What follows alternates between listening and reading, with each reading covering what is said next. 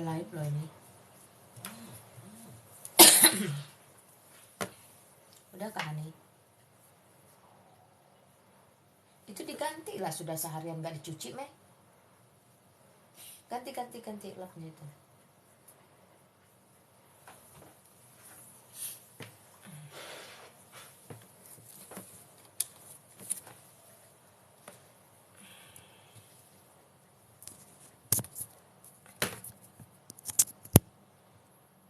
Tolong belikan secara online ya dek, ini di mana dek? Kabelnya dek. Beli jadwal dek.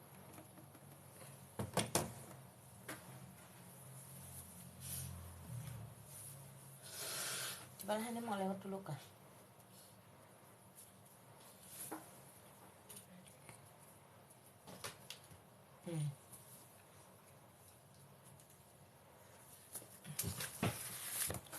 Tadi pagi sampai mandi. Aduh.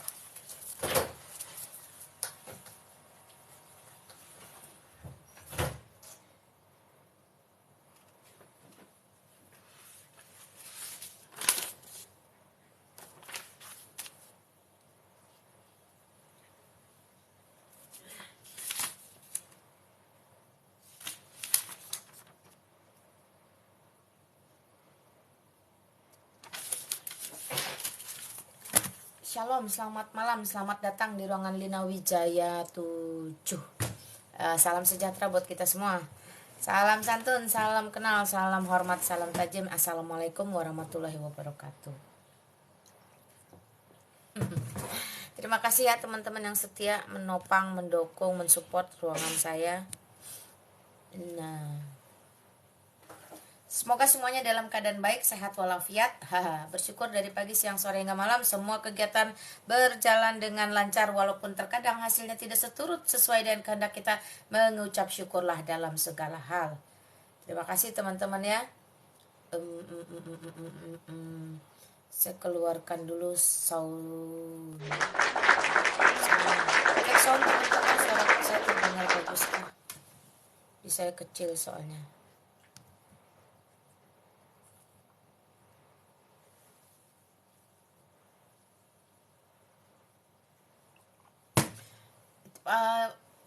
Mohon cek sound teman-teman, apakah suara saya terdengar bagus. Ya, thank you yang selalu setia tap-tap layar tanpa pernah lelah. Oke. Sebentar, ini kabel mengabel.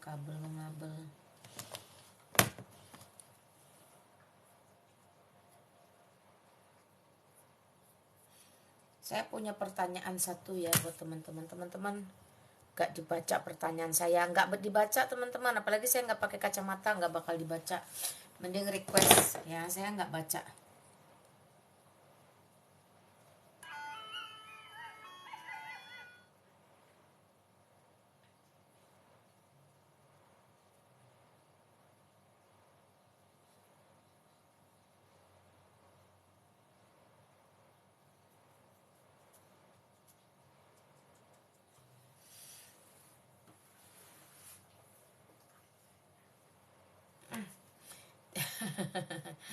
Ya, thank you teman-teman, silahkan aja ya. Saya nggak buang waktu ya, saya nggak bernarasi. Nanti kalau saya bernarasi, kalian rame, kalian gaduh. Apa kabar kakak dari apa Sirait? Kabar baik ya, puji Tuhan, haleluya, sehat walafiat. Ya. Terima kasih teman-teman yang tap layar, yang share live. Terima kasih. Jangan lupa dukung juga channel YouTube Mak Lina Wijaya Official ya teman-teman, sama namanya Lina Wijaya Official. Silahkan kunjungi. Jadi kalau ada rekaman-rekaman terdahulu yang teman-teman pengen tahu, pengen nonton, bisa ada di sana. Ya, kalau teman-teman merasakan sekiranya ada manfaat, silahkan di-share, dibagikan. Kalau ada yang mau dicatat-catat, mungkin selama saya sampaikan kecepatan, nah bisa diambil di sana juga. Yang mau tanya, yang mau tabayun, silahkan request aja ya teman-teman. Saya nggak baca-baca. Saya tetap himbau untuk teman-teman itu bijaksana dalam typing, jangan terlalu menampakkan hal-hal yang negatif.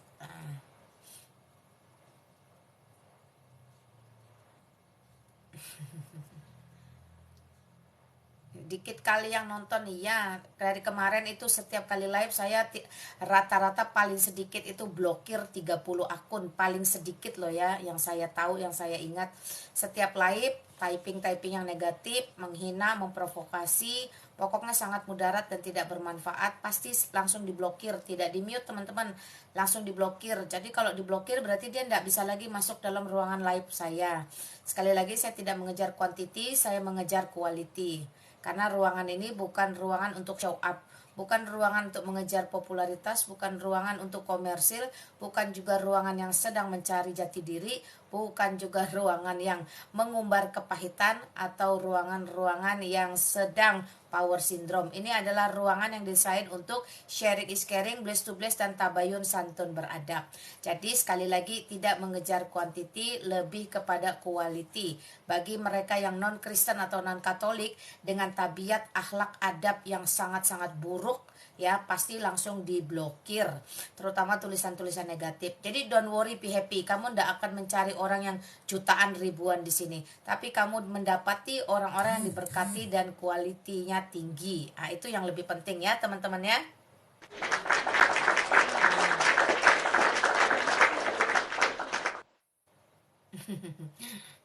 Di sini tidak ada yang orang yang, di sini ruangan-ruangan yang melepaskan pengampunan. Berbeda dengan akidah lama saya, itu pendendam dan penuh kebencian. Tapi di ruangan ini salah satu bentuk kasih itu adalah memblokir. Jadi memblokir itu salah satu bentuk teman-teman meredam, ya, meredam kemudaratan atau keliaran atau dosa jariahmu itu berkembang besar, berkembang pesat. Jadi salah satu cara bentuk kasih adalah diblokir sehingga orang tidak terlalu banyak mengetahui betapa mudaratnya kamu. Itu salah satu bentuk kasih loh ya.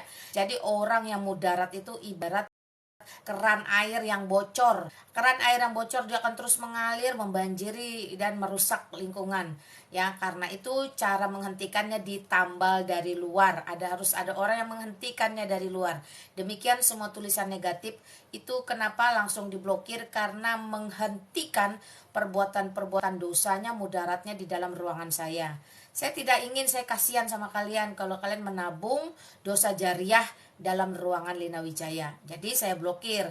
Karena itu supaya tidak diblokir, lebih baik santunlah dalam lisan dan tulisan. Itu ya teman-teman ya.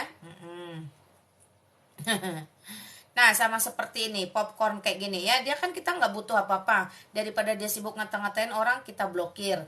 Jadi satu orang yang kita blokir pertama akunnya yaitu popcorn. Nah, seperti itu teman-teman ya. Di situ tertulis moderator blok popcorn. Seperti itu. Saya nggak terlalu pusing teman-teman ya. Kalian itu kan bisa bikin akun fake lagi. Karena dulu di akidah lama saya memang berdosa itu diajarkan. Jadi silakan kamu bikin akun fake lagi, jadi pendusta, jadi penipu lagi, karena itu sudah tabiat yang diajarkan.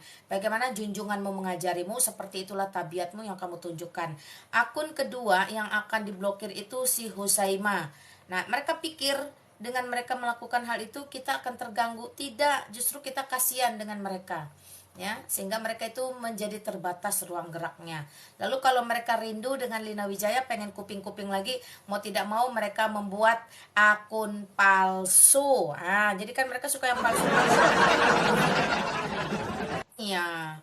Jadi sudah 2 akun ya, saya blokir ya. Nah, silakan kamu cari ruangan lain. Puji Tuhan, haleluya. Saya tidak mau pemberitaan firman terganggu oleh perbuatan-perbuatan iblis yang menunggangi kamu. Makanya siapapun kamu, kalau ada di ruangan saya, bertanyalah, setidaknya tidak mendatangkan kemanfaatan, beralihlah daripada meninggalkan jejak bekas atau sampah atau kotoran di ruangan saya. Saya tidak izinkan ya teman-teman ya. Saya tidak izinkan kalian sembarangan di ruangan saya. Kalau itu tabiat kalian di tempat lain silahkan, tapi tidak boleh di tempat saya. Jadi kalaupun penonton saya ini cuma 1 orang, bagi saya itulah jiwa yang dikirim Tuhan untuk boleh mendengarkan kebenaran firman. Bahkan dia boleh leluasa bertanya apa saja. Nah, itu lebih enak ya teman-teman. Thank you, silahkan. Saya nggak bernarasi ya, supaya nggak gaduh-gaduh. Tapi kalau teman-teman mau tahu, ini sudah pernah saya bawakan kemarin. Namun selalu banyak yang tanya, kenapa mak itu hijrah, kenapa mak itu hijrah. Yang pertama dan yang terutama adalah tentang pengajarannya yang jauh berbanding terbalik dengan apa yang diajarkan oleh Kristus itu sendiri. Nah, sekarang saya sudah bisa baca, kalian tulis apa ya? Ya, Shalom Aprilia dari Jawa Tengah. Tuhan Yesus berkati Jawa Tengah ya, menjadi kemuliaan bagi Indonesia. Jawa Melnis, thank you. Shalom juga. Egi, shalom juga. Arul, saya nggak pernah pusing dengan agama, nggak pernah saya ribut agama. Ada atau tidak ada agama, keselamatan atau hidup kekal atau surga tetap hanya ada di dalam Yesus Kristus.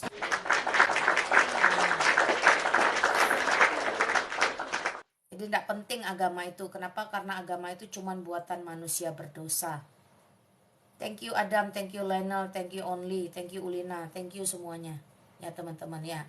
Iya, ngapain kita mabok agama? Agama nggak bawa kamu kemana-mana. Agama cuma membawa kamu kepada fanatikisme. Fanatikisme membawa kamu kepada orang yang intoleransi.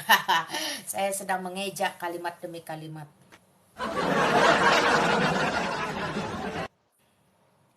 Thank you Tontan, thank you.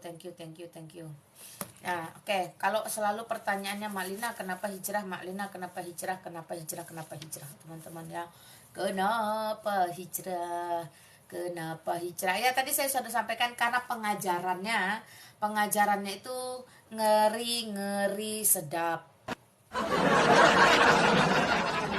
Banyak ngerinya daripada sedapnya. Jadi ngerinya 2 kali, sedapnya cuma 1 kali. Ngeri sedap. Thank you Sulawesi Tengah, Tuhan berkati kamu. Yohana Francisca, salam buat teman-teman. Jadi kalau ditanya apa Mak yang membuat kamu hijrah, pertama itu adalah ajarannya. Ajaran di sana itu membuat saya memang sangat-sangat tertekan, sangat-sangat ketakutan. Tidak ada kemerdekaan ya. Karena itu saya selalu bilang, gak murtad itu kamu pasti rugi dunia akhirat ya.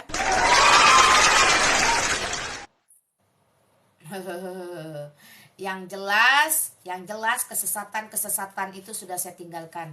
Teman-teman pasti akan bertanya, jangan menuduh, berikan data atau bukti bahwa di sana betul-betul menekan, menyeramkan atau menakutkan. Iya, karena ada banyak dalil, ada banyak ajaran, ada banyak surah yang katanya kitab suci tapi mengajarkan kekejaman atau sadisme. Kesadisan ya teman-teman ya. Ya, silakan teman-teman nilai sendiri saja. Nilai sendiri kenapa saya harus keluar, hijrah dari kegelapan itu masuk ke dalam terang Kristus. Nah, banyak yang bertanya contohnya apa. Saya kemarin sudah membuat tajuk atau judul itu Muhammad katanya penerus dan lebih mulia dari Yesus Kristus. Cekidot. Artinya kita cek benar apa enggak, sahih atau enggak, valid atau enggak, benar atau enggak. Teman-teman silahkan nilai sendiri saja. Karena yang saya bawa adalah data-data dari 2 kitab suci yang berbeda. Nah, kalau dari kitab sucinya saja berbeda, maka segala sesuatu yang termaktub di dalam kedua kitab suci ini tentulah berbeda. Berbeda 180 derajat teman-teman, berbanding terbalik, satu hadap utara, satunya hadap selatan. Ya, jadi ini bukan satu kebencian atau kehinaan, tapi pengetahuan. Pengetahuan itu penting teman-temannya, supaya kita itu tidak menjadi orang yang cuma dengar-dengaran, latah atau ikut-ikutan. Itu namanya fitnah. Tapi kalau teman-teman mengerti dalilnya, tahu datanya, ada surahnya, ya, ada kitabnya, maka itu berarti sesuatu yang bisa dipertanggungjawabkan, tidak fitnah. Nah, artinya itu sifatnya menyampaikan informasi. Kita buka dulu ya. Kita buka dulu yang pertama, itu dari fakta ya. Kita ambil fakta itu dari surah 3 nomor 32 ya, atau surah 22 nomor 38, atau surah 30 nomor 45. Jadi kalau saya berbicara tentang surah itu dari Al-Quran ya teman-teman ya. Karena kalau Alkitab tidak pakai surah. Langsung aja dia Matius, Markus, Lukas, Yohanes, Yesaya, Yeremia, Ratapan, Yeskiel, Daniel, dan seterusnya seperti itu. Jadi itu data dari Quran. Surah 3 nomor 32, surah 22 nomor 38, dan surah 30 nomor 45. Ini nomor 1 tentang pengajaran mengapa Lina Wijaya hijrah keluar dari gelap masuk ke dalam terang Kristus. Dalam surah-surah itu Allah membenci yang tidak menerima Islam. Perhatikan, Allah membenci yang tidak menerima Islam. Itu yang termaktub di sana dalam terjemahan, dalam kesimpulan. Tetapi di dalam Yohanes pasal 3 ayat 16 atau Yohanes pasal 10 ayat 11, Yohanes pasal 10 ayat 16, Yohanes 16 ayat 27, 1 Yohanes 3 ayat 16, 1 Yohanes 4 ayat 7 sampai 8 jelas mengatakan bahwa Yesus itu berkata, Tuhan mengasihi semua orang dan dia datang untuk menyerahkan nyawanya bagi dunia. Puji Tuhan ya teman-teman ya. Jadi kalau di sana itu dibenci, nah kalau di sini tidak pandang bulu, mau kamu itu apakah, siapakah, dari manakah, bagaimanakah, Tuhan mengasihi semua orang dan datang ke dunia ini, bahkan menyerahkan nyawanya bagi semua orang. Wah, puji Tuhan sekali lagi. Jadi tak ada itu kasih Allah yang benar, Allah yang sejati, Allah yang benar, Allah yang sejati, tidak pernah pilih-pilih kasih. Ketika dia harus menyatakan keadilannya, ketika dia harus menyatakan kasihnya, maka dia tidak perlu kamu tanya agama apa. Allah tidak membutuhkan agama, Allah tidak mendirikan agama, Allah tidak membangun agama, Allah tidak menurunkan agama. Karena Allah itu bersifat universal bagi seluruh umat manusia. Allah yang benar ya, kecuali Allah buatan manusia. Allah buatan manusia dia hanya untuk sekelompok orang. Karena itu agama dengan Allah dalam kekristenan itu tidak ada urusannya. Allah ya Allah, agama itu buatan manusia, bentukan manusia sebagai upayanya, usahanya untuk mencari Allah, menghadirkan Allah, mendatangkan Allah, atau mengenal Allah. Nah itu agama. Jadi agama itu datangnya dari dunia yang terkutuk. Sedangkan Allah itu datang dari surga yang penuh kemuliaan. Jadi ini sesuatu yang berbeda. Di dalam kekristenan Allah bagi dunia, bukan Allah bagi agama.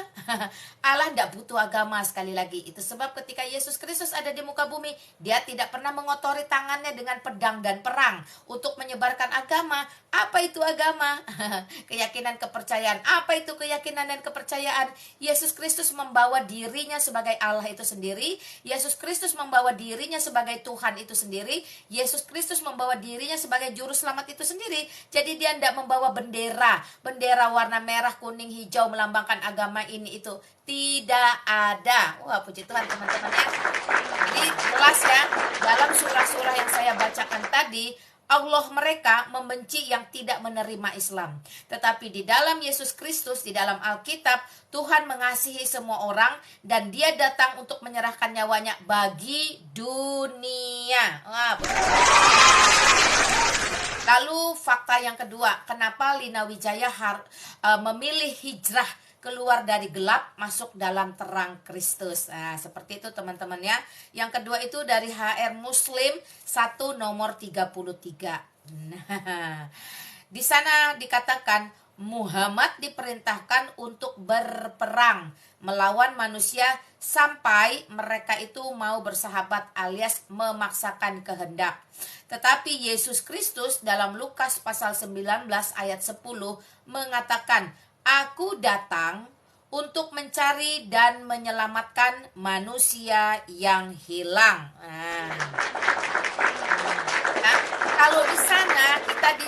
kalau di sana berperang, jadi pribadi ini berperang, Muhammad ini berperang memaksakan kehendak sampai orang itu mau terima Islam. Tetapi Yesus Kristus sekali lagi, Allah sejati tidak butuh agama, tidak mendirikan agama, tidak membawa agama. Allah sejati di dalam Yesus Kristus datang ke dunia untuk mencari dan menyelamatkan manusia yang hilang. Manusia yang hilang itu artinya manusia yang berdosa, manusia yang sedang berjalan pada kebinasaan, manusia yang hidup di bawah kutuk dosa, yaitu upahnya adalah maut.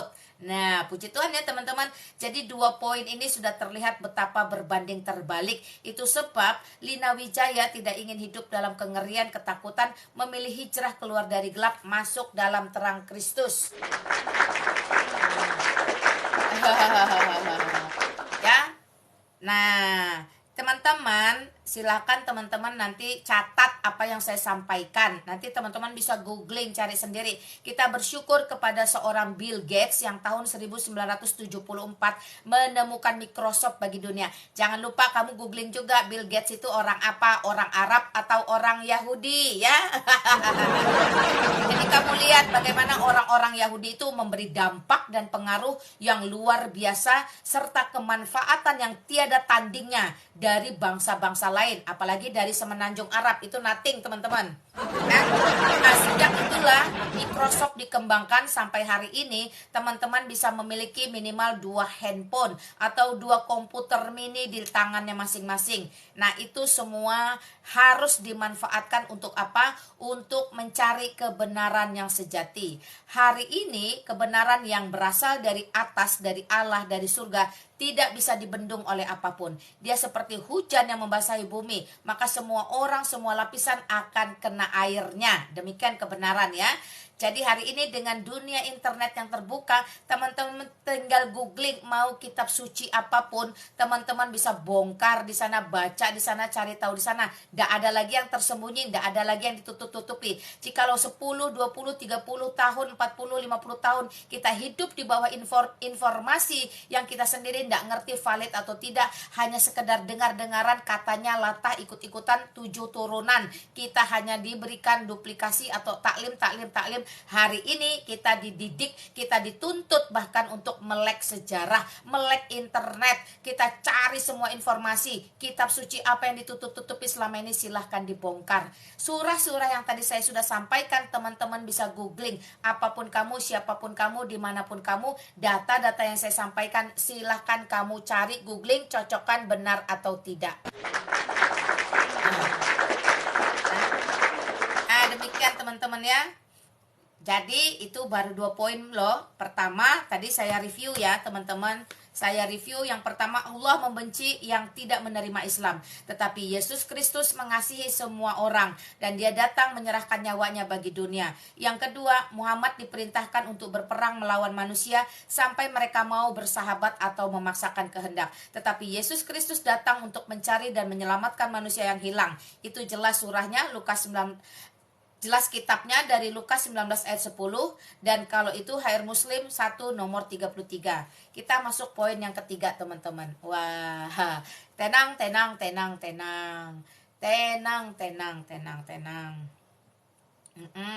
Jadi teman-teman yang mau bertanya itu request tulisan kalian, saya nggak baca karena saya konsen memandang ke catatan saya. Nah, jadi kalian request aja, mending kalian request daripada kalian tulis-tulis mubazir, apalagi tulisan mudarat itu ada moderator saya mulai datang pasti akan diblokir. Nah, yang ketiga teman-teman, dalam HR Muslim buku 17 nomor 4206, Muhammad itu melempari dengan batu perempuan hingga mati karena perzinahan. Tetapi di dalam Yohanes pasal 8 ayat 2 sampai 11, Yesus Kristus tidak melakukan itu. Barang siapa di antara kamu tidak berdosa, hendaklah ia pertama yang melemparkan batu kepada perempuan itu. Namun tidak ada yang melempar, akhirnya Yesus pun melepaskan perempuan itu dan memberikan pengampunan. Nah, puji Tuhan ya teman-teman. Jadi bahkan tidak ada orang yang mau melakukan hal-hal yang zolim di dalam Alkitab disampaikan. Yesus sendiri menantang mereka, kalau kamu gak berdosa, coba kamu lempar. Tapi ternyata akhirnya semua manusia mengakui bahwa mereka pun melakukan dosa, sama seperti perempuan penjinah itu. Itu sebab pengampunan diberikan secara spontan dan total oleh Yesus Kristus. Berbeda bukan?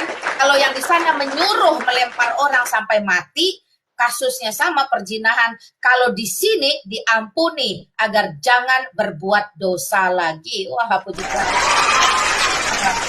Teman-teman boleh baca itu ya di Yohanes pasal 8 ayat 2 sampai 11. Nah, data yang keempat, perhatikan teman-teman. Silakan kamu request, jangan typing. Nah, yang keempat itu dari Bukhari 44 nomor 668 atau Ibnu Ishaq 764 atau dari surahnya sendiri, Quran ya, surah nomor 8, surah 8 nomor 69. Ada juga surah 33 nomor 27, ada surah 48 nomor 20. Di situ Muhammad mengizinkan mencuri. Tetapi Yesus Kristus dalam Matius pasal 19 ayat 18 jelas-jelas mengatakan jangan mencuri. Nah, ya, itu sebab kita tidak dibenarkan untuk mencuri dalam bentuk apapun, dalam rupa apapun.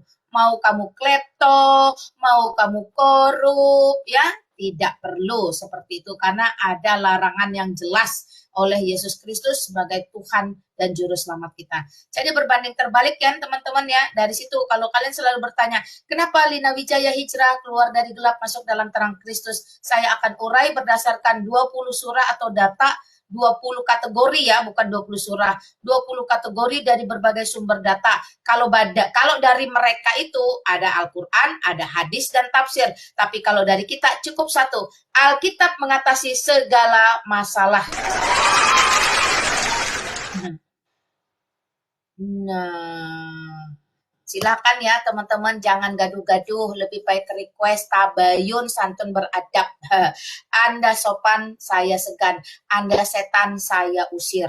Saya sampaikan kelima dulu ya teman-teman, perhatikan. Dari Sahih Muslim 6303 dan Bukhari 99 ayat 857, di situ Muhammad mengizinkan berbohong. Tetapi dalam Matius pasal 15 ayat 18, Yesus Kristus mengatakan jangan mengucapkan saksi dusta. Nggak boleh loh.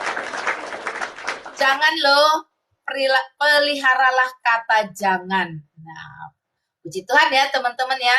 Jadi berbanding terbalik. Berbanding terbalik. Saya sapa dulu, ada tamu di ruangan saya. Selamat malam Mozart. Shalom. Halo. Kita terima tamu, mau boleh? Di sela-sela mak membeberkan. Gas. Oke, kita terima dulu. Selamat malam Andre.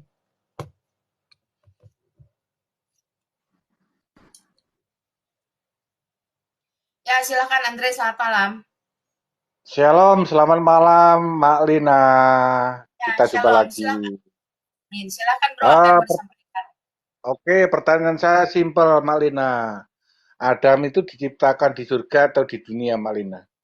Di dunia, di bumi, lawang dari tanah, kok di surga mana ada tanah? Ya. Berarti kalau gitu kita sepakat di dunia, ya betul. Saya kan cuma tanya aja. Tapi kalau di sebelah kan di surga. Ya masa bodoh lah, surganya ada tanah, karena surganya kan jannah alias kebon. Oke, pertanyaan aku sudah dijawab Mak Lina yang baik. Thank you. Thank you sudah bertanya dan ada di ruangan saya. Ya teman-teman, Adamnya saja berbeda. Adam yang satu dibuat di surga, Adam yang satu dibuat di bumi. Adam diciptakan di bumi karena dia dari tanah. Bukan dari emas berlian. Itu sebab manusia jangan sombong. Kamu dari tanah kembali ke dalam tanah, busuk di dalam tanah. Hanya Yesus Kristus yang tidak membusuk, bangkit dari antara orang mati, naik ke surga. Oh, puji Tuhan, haleluya. Selamat malam. Siapa ini namanya? Putra-putra. Halo, Ibu. Ya, selamat malam. Selamat malam, Ibu. Ya, silakan. Namamu siapa? Nama saya Putra, Bu. Di KTP-mu apa namanya? Hah? Ya Putra. Bu. Putra, Bu. Oh. Ya, saya mau tanya, Bu. Yakin namamu di KTP Putra? Yakin, Bu. Yakin, tidak berdusta? Tidak. Yakin. Lah, kok diulang-ulang lagi? Iya. Basic agamamu apa? Muslim, Bu.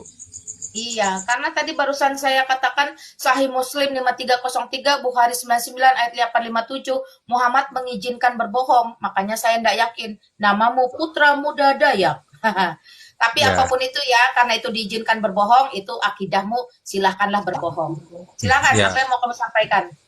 Nah, saya bukan sampaikan, saya mau nanya, tapi jangan merubah kalimatnya ya, Bu, di dalam Alkitab tuh. Apa maksudnya kamu mengajarin saya? Kalau kamu mengajarin saya, kamu turun aja cari orang lain yang bisa kamu ajarin. Bukan gini. Ya, di tempat saya tidak ada alasan unggah-ungguh yang nggak jelas, sorry. Orang Kristen tidak seperti orang Islam kamu. Bukankah tadi barusan saya bacakan? Kalau di tempat kamu diizinkan mencuri, di tempat saya Yesus Kristus mengatakan jangan mencuri. Kalau di tempat kamu diizinkan berbohong, di tempat saya Yesus Kristus mengucapkan jangan berbohong. Nah, jadi kalau apa yang tertulis di dalam Alkitab, nah itulah yang akan dibacakan di hadapan publik 200 orang lebih ini. Tidak perlu ngajarin saya jangan merubah-rubah isi Alkitab. Yang suka merubah-rubah kitab itu kamu. Biasanya itu memang maling suka teriak maling, teman-teman. Jadi mohon maaf ya, Anda sopan, saya segan. Anda setan, saya usir. Saya tidak butuh orang-orang kayak gitu. Mau framing-framing di sini, mohon maaf, cari tempat lain aja. Padahal barusan saya bacain surahnya. Gas, Mak, gas. Iyalah, ngapain kita kasih waktu kita buat orang-orang yang tidak berguna seperti itu. Mohon maaf ya, saya katakan tidak berguna. Karena nawaitunya, niatnya sudah jelas tidak baik. Halo, selamat malam Bu. Nah, selamat malam, silahkan. Apa kabar Bu? Alhamdulillah sehat walafiat. Loh, mana boleh bilang gitu? Kan beda Loh, agama. kenapa? Loh, ini lagi lebih bahlul. Mohon maaf, saya tidak butuh orang bahlul. Ya, bahasa itu bukan milik Islam. Ya, paham? Bahasa itu milik dunia, milik bangsa, milik negara. Bahasa Arab milik bangsa Arab, bukan milik Islam. Jangan bikin malu lah. Ya, jadi kalau yang bahlul-bahlul gitu saya tidak butuh ya di dalam ruangan saya. Mohon maaf, cari dulu ulamamu, ustadzmu, tanya apakah bahasa Arab milik orang Islam atau bahasa Arab milik bangsa Arab. Kalau bahasa Arab milik bangsa Arab, maka siapapun manusia di muka bumi memiliki hak untuk menggunakan dan mempelajari bahasa tersebut. Saya lanjutkan teman-teman ya, daripada mengganggu pewartaan kebenaran atau penyampaian informasi, lebih baik orang-orang seperti itu tidak usah di ruangan saya. Luruskan dulu nawaitunya, jangan bawa penyakit hasad ke sini. Perhatikan, kalau niatmu nawaitumu busuk, kamu tidak akan dapat tempat. Saya tidak akan berikan telinga atau ruang publik saya untuk para penyesat leluasa memberikan narasi liar.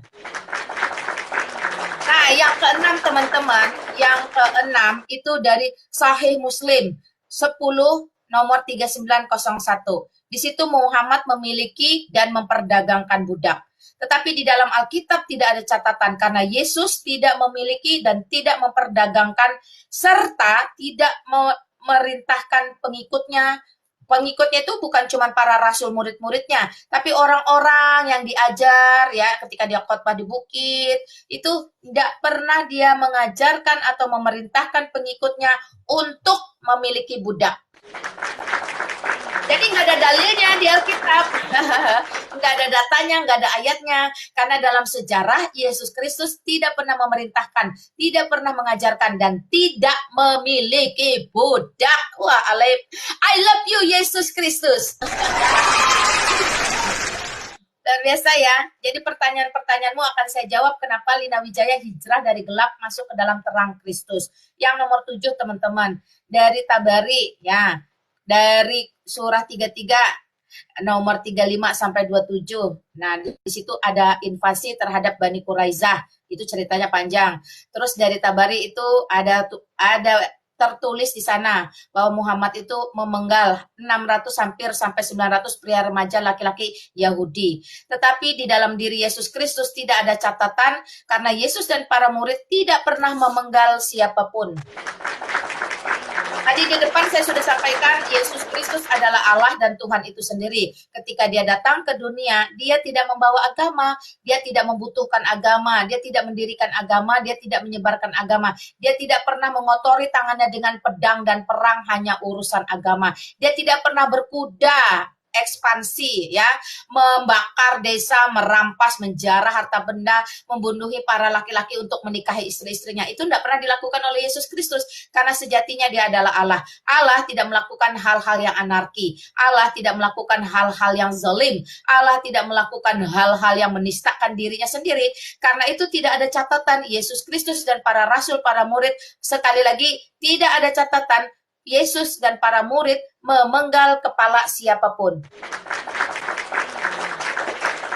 Tuhan ya teman-teman ya. Nah, seperti itu. Silakan kalian berpikir sendiri. Nah, moderator di bawah kalau ada yang moderat langsung blokir. Tidak usah mute-mute, blokir saja. Biar mereka belajar disiplin. Tidak semua ruangan bisa ditinggalin kotoran. Yang ke-8 teman-teman. Dari Bukhari 59 nomor 369 atau surah sendiri dari Quran 4 nomor 241. Muhammad membunuh orang-orang yang menghinanya. Tetapi di dalam Matius pasal 5 ayat 38 sampai 39, Matius pasal 18 ayat 21 sampai 22, Yesus Kristus mengajarkan pengampunan. Lega hati saya. Kenapa saya harus masuk dalam terang Kristus? I love you Jesus. Mengajarkan pengampunan loh. Mengajarkan pengampunan. Wah. Jadi enggak ada itu penggal. Ampunilah musuhmu, berdoalah bagi mereka yang menganiaya kamu. Maafkanlah mereka yang zalim kepadamu. Kalau saudaramu datang minta maaf ribuan kali juga harus kamu berikan pengampunan. Wah, puji Tuhan.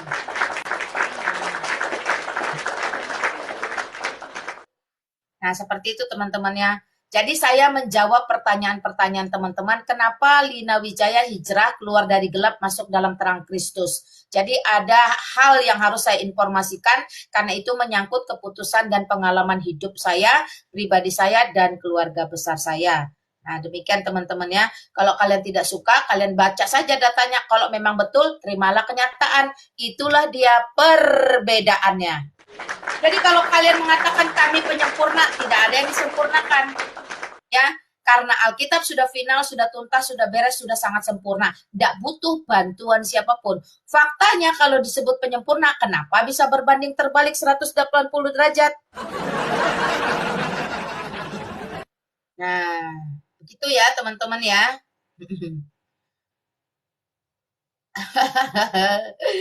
Mereka mulai Mazat, mereka ini mulai gimana gitu loh, kasihan nggak?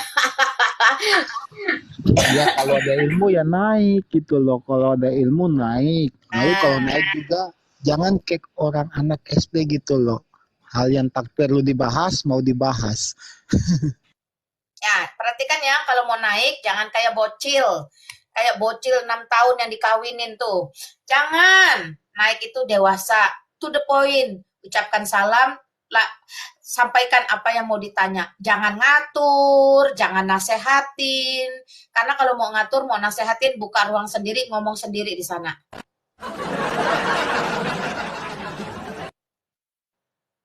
Ya, tadi saya sudah terima, dia langsung kabur. Nah, selamat malam Elizabeth.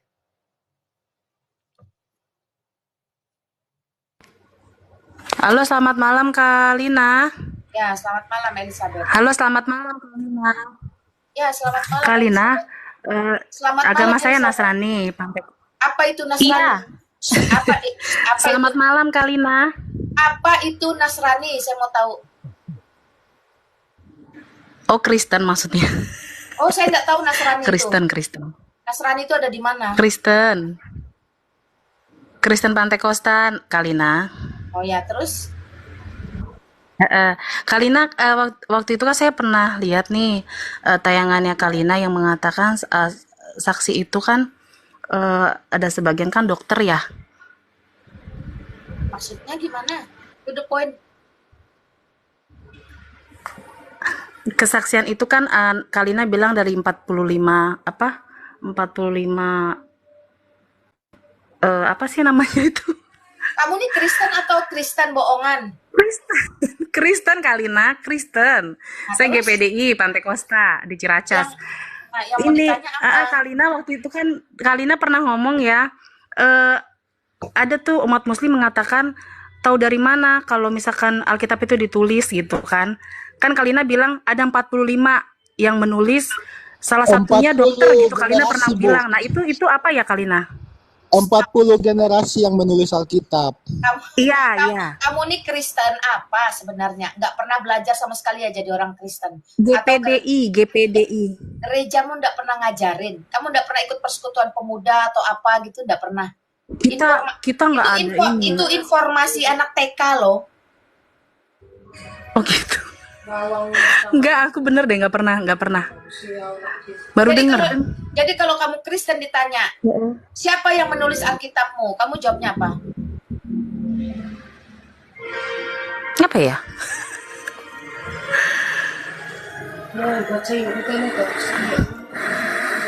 Takut salah Kalina. Di gerejanya ibu nggak ada ini ya, nggak ada katekisasi gitu. Kenapa harus takut salah kalau memang Kristen sejati? Iya, takut salah aja.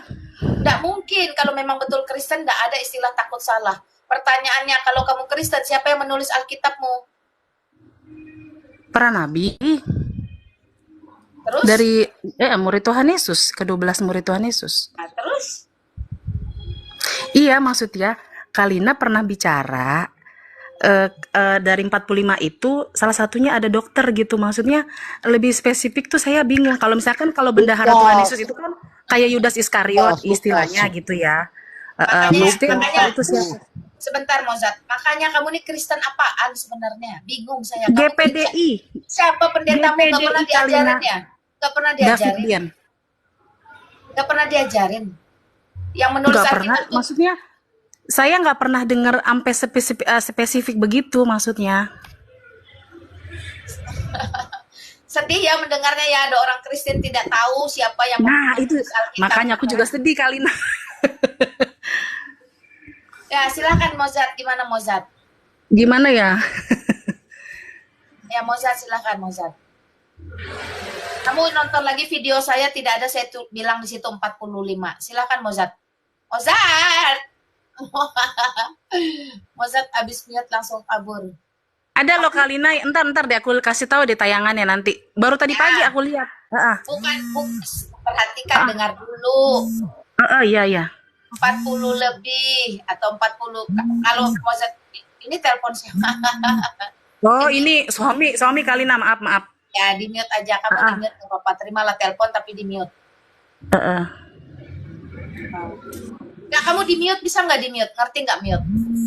Astagfirullahaladzim. Oke, ini dulu Ke. Di mute. Di mute, kamu di mute. Nah, saya mutekan kamu dah. Mozart, kamu mau jawab nggak? Itu pertanyaannya adalah siapa yang menulis Alkitab, siapa yang membuat Alkitab, bagaimana terjadinya Alkitab. Nah, itu pertanyaan-pertanyaannya serupa seperti itu. Alkitab itu, Alkitab orang Kristen, Kejadian sampai Wahyu, itu kan kumpulan surat-surat, kumpulan-kumpulan kitab disebut Alkitab. Nah, kumpulan-kumpulan kitab itu ditulis oleh berbagai orang, 40 keturunan, 40 orang. Kalau orangnya bisa jadi 40, 45 atau berapa ya persisnya. Silahkan aja, itu hanya sejarah pengetahuan, tinggal dicari. 40 keturunan menurut Mozart, bahkan dari Musa itu ya sampai yang terakhir menulis itu Rasul Yohanes. Perhatikan, dan itu pun dalam rentang waktu yang tidak setahun 2 tahun, ribuan tahun, ada 1.500 tahun lebih ya, kalau hampir 2.000 kalau nggak salah itu ditulis. Jadi sejarah membuktikan kumpulan-kumpulan kitab atau kumpulan-kumpulan tulisan ini ada yang di kulit binatang, ya, ada yang di kayu, macam-macam teman-teman ya, itu dikumpulkan, namanya dikanonisasikan. Ada surat-surat Musa atau kitab Tanakh. Nah, latar belakang penulis ini saya bilang ada yang nabi, para nabi tentu saja, ada yang rasul, para rasul atau murid-murid Yesus. Ada para rasul itu latar belakangnya macam-macam. Ada yang dokter, ada yang nelayan, ya. Dokter itu siapa? Lukas itu dokter, seorang tabib, seorang dokter. Banyak cendekiawan, banyak orang biasa. Nelayan itu orang biasa, tapi kenapa bisa dipanggil Kristus menjadi rasul, menjadi muridnya? Latar belakang yang berbeda ini dalam rentang waktu yang cukup panjang, dalam sejarah tradisi yang berbeda, itu bisa menuliskan yang benang merahnya cuma satu, tentang keselamatan yang menjadi rencana agung Allah diwujud nyatakan oleh seorang Yesus Kristus. Hanya itu benang merahnya, tidak ada lain. Jadi nabi ini menceritakan nanti akan muncul ini. Nabi ini nanti menceritakan bahwa kematiannya seperti ini. Nabi ini menceritakan nanti kelahirannya begini. Nabi ini menceritakan dan seterusnya. Ya, sampai pada kelahirannya. Sampai bagaimana dia dikatakan, kemana Yesus usia 12 sampai 30 tahun menghilang. Itu pun dicatat dalam Alkitab. Hanya orang-orang yang jahat yang mengatakan itu tidak tercatat. Dalam Lukas pasal 2 di sana dicatat tentang Yesus Kristus usia 12 tahun itu kemana gitu ya. Karena dia bertumbuh dan seterusnya. Jadi semua itu catatan-catatan sejarah. Bagaimana wilayah geografis, bagaimana Musa itu ketika dikatakan, oh membelah laut mati, ada nggak sih laut mati? Oh, sorry, Laut Merah. Oh, ada nggak Laut Merah? Oh, ada. Ada nggak sih bangsa Mesir? Oh, ada. Ada nggak sih tiang garam itu ketika kasusnya Sodom dan Gomora? Oh, ada. Nah, semua yang ada di dalam Alkitab itu dicatat akhirnya berpadanan dengan sejarah. Makanya saya bilang, dari semua kitab-kitab di muka bumi ini, hanya Alkitab satu-satunya yang memuat kebenaran. Kenapa kebenaran? Karena tolak ukurnya sejarah itu ada. Nyata, bisa dibuktikan. Ya, segala narasi jikalau tidak ada histori itu sama dengan fiksi. Tetapi Alkitab semua sejarah yang ditulis itu bisa dibuktikan. Contoh, Yesus Kristus lahir di mana? Wilayah geografisnya, teritorialnya. Oh, ada, dia lahirnya di Nazaret. Orang mana itu? Wilayah mana? Oh, Galilea.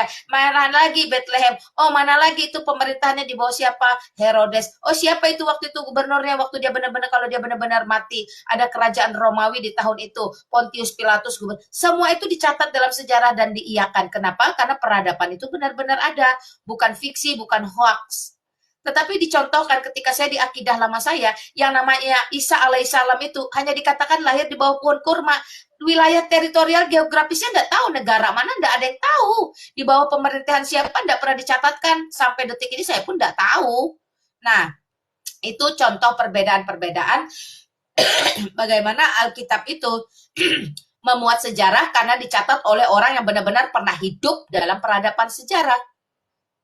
Jadi tidak saya mengatakan itu dicatat oleh 45 orang. Ya tidak. Ya, Mozart, kamu ada yang mau disampaikan? Enggak ada, Mak. Ya. Jadi kalau menurut Mozart ditulis oleh 40 keturunan seperti itu. Elizabeth, silahkan, apa yang mau kamu sampaikan? Atau apa yang mau kamu tanyakan? Jadi jangan kamu pikir Alkitab itu ditulis oleh seorang dokter. Enggak, enggak seperti itu. Halo? Dibuka mute-nya, Elizabeth. Iya Kak. Iya, saya satu mungkin kayak itu ya, kayak Yudas Iskariot kan, sekretarisnya, istilahnya sekretarisnya Tuhan Yesus lah gitu ya. Bendahara. Yudas bendahara. Iya. Maksudnya itu kali ya. Seperti itu. Kamu Enggak, tahu cuma nggak? mau nyampein aja. Enggak, kamu tahu nggak latar Iya, iya. belakang Yudas? Latar belakang Yudas apa sih? Lupa Kak. Oke lah, ada lagi nggak? Kalau ke gereja belajar yang benar ya, cari pendetamu, cari majelismu, yakinmu, tanya, ngobrol di sana. Kalau ada persekutuan wanita, persekutuan keluarga, datanglah ngobrol lah ya. Cari tahu lah. Oke Kak, cuma mau menyampaikan aja ya, kalau Islam itu benar agama penyempurna dan Benar penyempurna. benar bodohnya. Makanya kalau nipu itu ujung-ujungnya ketahuan, tahu nggak? Kasihan kan? Ujung-ujung mau menutup narasi benar penyempurna. Teman-teman, tadi saya sudah sampaikan kenapa Lina Wijaya hijrah keluar dari Islam, keluar dari gelap, masuk dalam terang Kristus. Karena ketika di sana diajarkan berbohong, diizinkan berbohong, tetapi di dalam Yesus Kristus itu dikatakan jangan mengucapkan saksi dusta. Maksudnya penyempurna kebohongan mah dia tahu di bawah. Dengan pura-pura menipu, aku GPDI, kasihan GPDI dibawa-bawa, seolah-olah pendeta GPDI nggak mengajarkan sesuatu, nggak memberikan pengetahuan, sambil cengangar-cengenger di belakang. Ujuk-ujuk mengatakan, Islam itu agama benar-benar penyempurna. Sempurna dustanya. Nggak dusta, nggak makan, ya itulah. Jadi kalian teman-teman bisa memperhatikan, bisa menilai sendiri bagaimana ajaran itu mengalir dalam darah mereka. Sehingga like teacher, like student. Nggak laki, nggak perempuan, mereka suka sekali berdusta karena di sana diizinkan dan diajarkan. Tetapi sekali lagi, Yesus Kristus sebagai Allah yang hidup, sebagai Tuhan, sebagai Juru Selamat di muka bumi, dia tidak pernah mengajarkan kebencian seperti itu, dia tidak pernah mengajarkan hal-hal yang negatif seperti itu, dia tidak pernah memberi teladan, memenggal orang, mengambil budak, dia tidak pernah mengizinkan kamu berdusta. Bahkan dalam hukum Musa, Taurat dikatakan, jangan berbohong, titik. Yesus Kristus mengucapkan, jangan mengucapkan saksi dusta. Matius pasal 19 ayat 18 teman-teman, Yesus berkata jangan mengucapkan saksi dusta. Tapi seperti tadi, buah dari pengajaran kalian bisa lihat dan nilai sendiri. Mereka rela berdusta hanya untuk apa? Hanya untuk membela Allah yang memiliki agama. Allah itu enggak butuh agama, teman-teman. Ngapain agama Allah dibela-bela? Ya, enggak apa-apa lah ya, kita cukup prihatin saja, itulah buah dari pengajaran.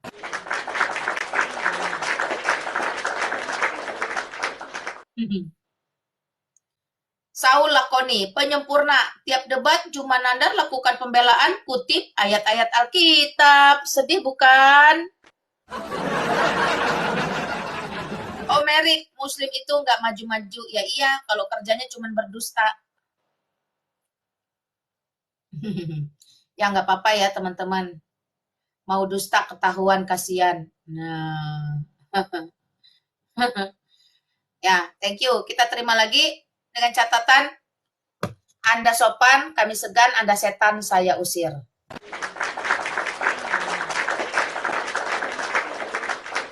Kenapa harus memfitnah gereja gitu loh ya? Adab dulu. Apa yang kamu dapat dengan memfitnah GPDI? Ya, teman-teman. Shalom, Bu. Ya, selamat malam. Selamat malam, Shalom. Ya, shalom. Silahkan, bro. Ini Bu, aku mau bertanya tentang gimana ya, konsep ketuhanannya kita yang mungkin masih abstrak gitulah. Jadi gini, Bu. Ketika kita mengatakan Yesus itu juru selamat, oke, aku bisa nerimanya. Aku Kristen ya, Bu. Kristen Protestan. Ketika kita mengatakan Yesus itu juru selamat atau yang diutus oleh Tuhan untuk menjadi jembatan kita, oke, aku setuju itu, Bu. Untuk apa? Agar kita bisa ini masuk surga gitu, karena kita sebenarnya udah tidak layak gitu di hadapan Tuhan karena dosa-dosanya kita. Oke, aku terima. Tapi yang buat aku masih mengganjal, Bu, ketika Yesus itu berdoa gitu, pas mau disalib, Yesus masih ada keraguan gitu, Bapak. Ini dia masih berdoa gitu. Nah, kepada siapa dia berdoa sementara dirinya sendiri itu sebenarnya udah Allah gitu. Ngapain dia berdoa dan ngapain dia masih memiliki keraguan untuk disalib gitu. Nah, pas dia mau mati pun dia masih mengatakan, Udah, kamu orang Kristen beneran atau tidak? Jangan seperti Elizabeth tadi, bleber kemana-mana, tahu-taunya bukan Kristen, ujung-ujungnya Islam memang benar-benar agama penyempurna. Bu, aku sumpah aku Kristen, Bu. Cuma aku masih ragu makanya. Ini ciri-ciri orang Kristen yang pembohong. Orang Kristen tidak boleh sembarang bersumpah. Bu, aku Coba kamu syahadat Kristen, coba syahadat Kristen gimana coba? Kok syahadat Kristen? Aku hafal ayat Alkitab. Yang Syahadat pertama Kristen. itu akulah jalan kebenaran dan hidup. Tidak ada seorang pun datang kepada Bapa tanpa melalui aku. Kenapa kamu tidak ngerti syahadat Kristen kalau kamu Kristen? Ya baptis lah. Berapa umurmu? Coba kau pengakuan iman rasuli sekarang, pengakuan iman rasuli. Aku percaya kepada Allah Bapa yang Maha Kuasa, Khalif langit dan bumi, dan kepada Yesus Kristus, anak yang tunggal Tuhan kita, yang dikandung daripada Roh Kudus, lahir dari anak darah Maria, menderita di bawah pemerintahan Pontius Pilatus, disalibkan, mati dan dikuburkan, turun ke dalam kerajaan maut. Pada hari yang ketiga bangkit pula di antara orang mati, naik ke surga, duduk di sebelah kanan Allah, Bapa yang Maha Kuasa, dan akan datang dari sana untuk menghakimi orang yang hidup dan yang mati. Aku percaya kepada Roh Kudus, gereja yang kudus dan am, persekutuan orang kudus, pengampunan dosa, kebangkitan daging, dan hidup yang kekal. Udah terbukti belum? Oke, Saya tanya kamu, sebentar. Tadi kamu kan ngakunya hafal Alkitab. Kamu jawab dengan cepat. Kitab terakhir perjanjian lama apa? Perjanjian lama. Aku nggak ngeklaim aku hafal Alkitab, Bu, tapi Tadi aku barusan banyak kamu baca ngomong, Alkitab. ini ditayangkan, Enggak. direkam loh. Ini direkam loh. Coba buka ulang, Bu. Aku nggak Kamu pernah non- bilang aku hafal Alkitab. Kamu nonton Ada nanti di ayat YouTube. Alkitab yang aku Udahlah, hafal gitu. Aku bilang. udahlah. Kamu nonton di YouTube nanti ya. Saya tanya kamu, kitab terakhir dari perjanjian lama apa? Jangan kamu googling kalau kamu Kristen. Aku nggak hafal Alkitabnya, Bu. Kalau perjanjian baru aku tahu Wahyu. Perjanjian lama kamu nggak tahu kitab terakhir? Nah, ini apa? Aku sih. Tawarik bukan? Sudahlah. Apa sangkut pautnya sih, Bu? Sangkut Konteks paut. pertanyaanku loh. Ya sangkut pautnya kalau memang betul-betul Kristen, mustahil dia tidak tahu Yesus Kristus itu sepenuhnya Allah dan sepenuhnya manusia. Kamu pernah dengar tentang dua natur Kristus? Ya, Bu? Kamu pernah dengar tentang dua natur Kristus? Aku pernah dengar, nah, makanya itu aku bertanya tentang konsepnya itu kan abstrak banget itu. Aduh, kamu nih banyak omong. Saya tanya dulu, kamu kan ngakunya Kristen, jadi saya ini mau bantu kamu. Cara bantunya adalah mengetahui sampai mana batas yang kamu tahu. Kalau memang sudah cukup, baguslah dia. Kalau memang kurang, kita tambahi. Kalau betul-betul nol, kita isi. Lalu menurutmu, dua natur Kristus itu apa? Itu makanya natur Kristus itu kan katanya 100% Tuhan, 100% manusia. Nah, lalu dalam pemahamanmu itu bagaimana yang sepenuhnya Allah, sepenuhnya manusia itu? Sehingga kamu bertanya dan berkata, saya bingung, saya abstrak, saya nggak ngerti. Kenapa dia Gini, Tuhan kok berdoa? Kamu jangan gini-gini dulu. Inilah kamu nih, gimana? Oke. Parah. Silakan Mozart ladeni. 1 menit saya turunkan. Iya, yang dibingungnya di mana nih soal Yesus berdoa gitu? Ya, ngapain Tuhan? Dia udah tahu dirinya, kalau Yesus itu kan pasti udah tahu dirinya Tuhan. Ngapain dia masih berdoa gitu? Udah. Kalem. Pertanyaan anak sekolah minggu di gereja saya itu. Kamu gereja Protestan mana, bro? Aku GBI. GBI mana? Bikin malu GBI lagi kayak tadi ngaku-ngaku GPDI. Soalnya pemahamanmu itu seperti bidat pemahaman kamu, bro, seperti bidat oneness. Dari pertanyaan kamu, dari narasi yang kamu keluarkan setelah kamu bertanya itu seperti pemahamannya bidat oneness. Nah, jadi akan saya jawab, siapa itu Yesus? Yohanes 1 ayat 14, firman Allah yang menjadi manusia. Jadi Yesus itu adalah apa? Firman-Nya Bapa. Firman-Nya Bapa itu ada di mana? Kita buka Yesaya 55 ayat 11, itu berada dalam diri Bapa. Yesaya 45 ayat 23, firman itu ada dalam diri Bapa. Jadi apa itu firman sebenarnya? Nah, di dalam perjanjian lama dikatakan berfirmanlah Allah, jadilah terang, lalu terang itu jadi. Jadi menurut Musa, firman itu adalah daya cipta Allah. Lalu dalam perjanjian baru menurut firman itu apa? Yohanes menulis kata firman, NRK hologos, sang firman hologos. Firman itu ditulis dengan bahasa Yunani yang menggunakan kata logos.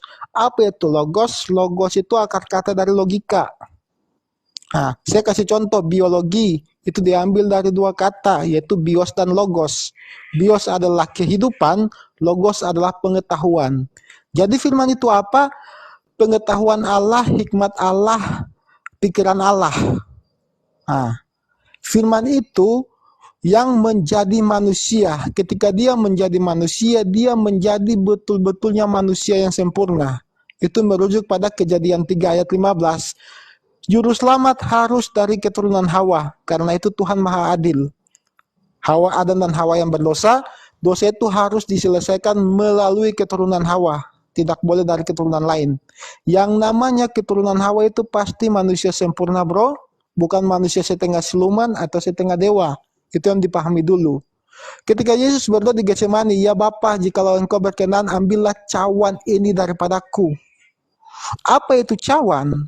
Kalau kau baca keseluruhan kitab perjanjian lama, cawan itu melambangkan murka Allah yang menyala-nyala. Itu juga ditulis dalam kitab Wahyu. Ya, set saja di Alkitab di Android cawan. Cawan itu menyimbolkan tentang murka Allah. Kenapa saat itu Yesus takut terhadap murka Allah padahal dia adalah firman Allah itu yang datang menjadi manusia? Karena apa? Dia harus menjadi Adam kedua. Itu yang dijelaskan oleh Rasul Paulus. Jadi segala sesuatu yang dirasakan oleh Adam harus dirasakan oleh Yesus. Karena kalau tidak berarti Yesus tidak sah menjadi Adam kedua, tidak sah menjadi juru selamat, tidak sah menjadi Mesias yang diurapi. Karena dia harus menerima keadaan yang sama dengan Adam. Masalahnya Adam itu jatuh. Nah, Yesus buktikan dengan godaan yang sama, dia tidak jatuh. Ketika Adam, kalau baca Kejadian 3, hal yang pertama kali Adam rasakan dan Hawa ketika mereka jatuh ke dalam dosa itu adalah ketakutan. Itu hal yang pertama kali mereka rasakan. Kan bro pernah baca Alkitab, Brother Glesten. Ketika Adam dan Hawa mendengar derap langkah kaki Tuhan di Taman Eden, mereka bersembunyi di balik batu karena ketakutan. Ketakutan itu pun harus dirasakan oleh Sang Mesias. Itu harus dirasakan. Kenapa? Supaya legalitasnya itu dapat. Bisa ada. Karena segala sesuatu yang dirasakan oleh Adam, dirasakan oleh Yesus. Makanya Yesus menjadi korban yang sah. Ayatnya di mana? Ibrani 10 ayat 1-7. Nah, korban yang berkenan di mata Allah.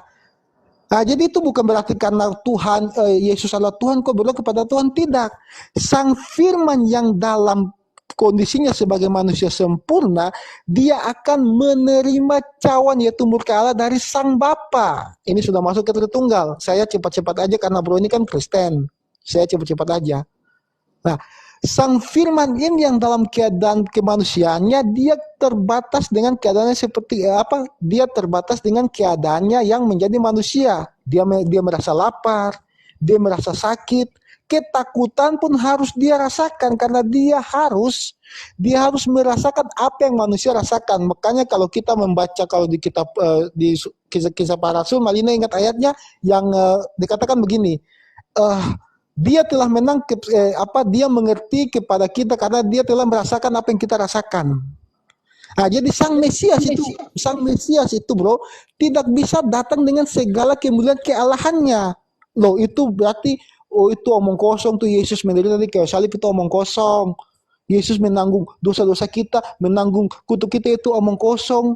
Dia harus merasakan ketakutan itu, cawan murka Allah itu yang nanti ditimpakan kepada kita, dia harus rasakan.